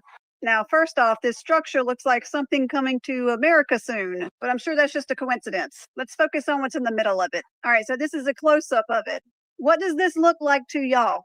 For one, it looks like the all-seeing eye, but to me, it looks exactly like this from the Lord of the Rings. You know, one ring to rule them all, which most of us know Palantir got its inspiration from. You know, the same company that's building a surveillance state all around us. Not only that, but you also can see the pentagram, and then we see this spiral.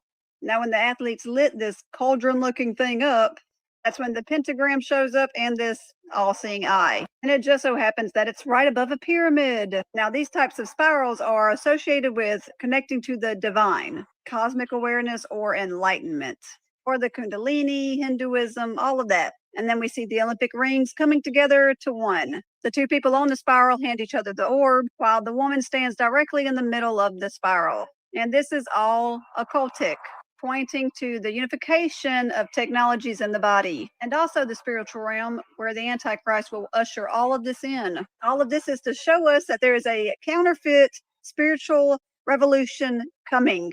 And it's going to be all under the guise of a false enlightenment, which is going to include false peace and unity. This is the Great Awakening. They really can't help but to show us all their symbolism. That video came from Itty Bitty Terror 2, and I spoke about the 2026 Olympic opening on my other channel, Seconds of Horror. And yeah, it was just downright demonic. And you can clearly tell that there was a pentagram there. But what I did not pick up on that she did was the Palantir connection. You can see the all-seeing eye in the middle. And when I broke down that video yesterday, yeah, it's basically what is coming to the United States. So does Chipotle have your personal financial information? And why do I say that? Because the current CEO of Chipotle was caught on a recording saying that they were going to continue to raise prices on all of their products. Why? Because they can. And he was also recorded stating that he knows that over 60% of their core users make over $100,000 a year. Now, how the heck would he know that? If you didn't hear it, Take a listen to this. We learned that 60% of our core users are over $100,000 a year in income, in average household income. That gives us confidence that we can lean into that group in a more meaningful way, whether it's the solo occasion and or group occasion. So basically, he doesn't go into detail as to how they know that over 60% of their core users are making over $100,000 a year. But that's not hard to figure out for yourself. So basically, the majority of customers are using the Chipotle app. And the Chipotle app has an AI engine in it, which can easily tap into other apps on your phone, such as your banking information, your social security, anything you have on your phone. And it also can figure out where you're purchasing, how much you're purchasing, and if you get direct deposit into your bank. It knows the amount of money you're making per week or bi-weekly. Now, once again, the video is for entertainment purposes only, because they have not come out and disclosed exactly how. They know that 60% of their core users are making $100,000 a year. But it's pretty scary to know now that AI and apps are controlling how much you pay for food across the board. I personally enjoy Chipotle. I was there recently, got a double chicken bowl, right? No drink, just chips and a side. And it was $21.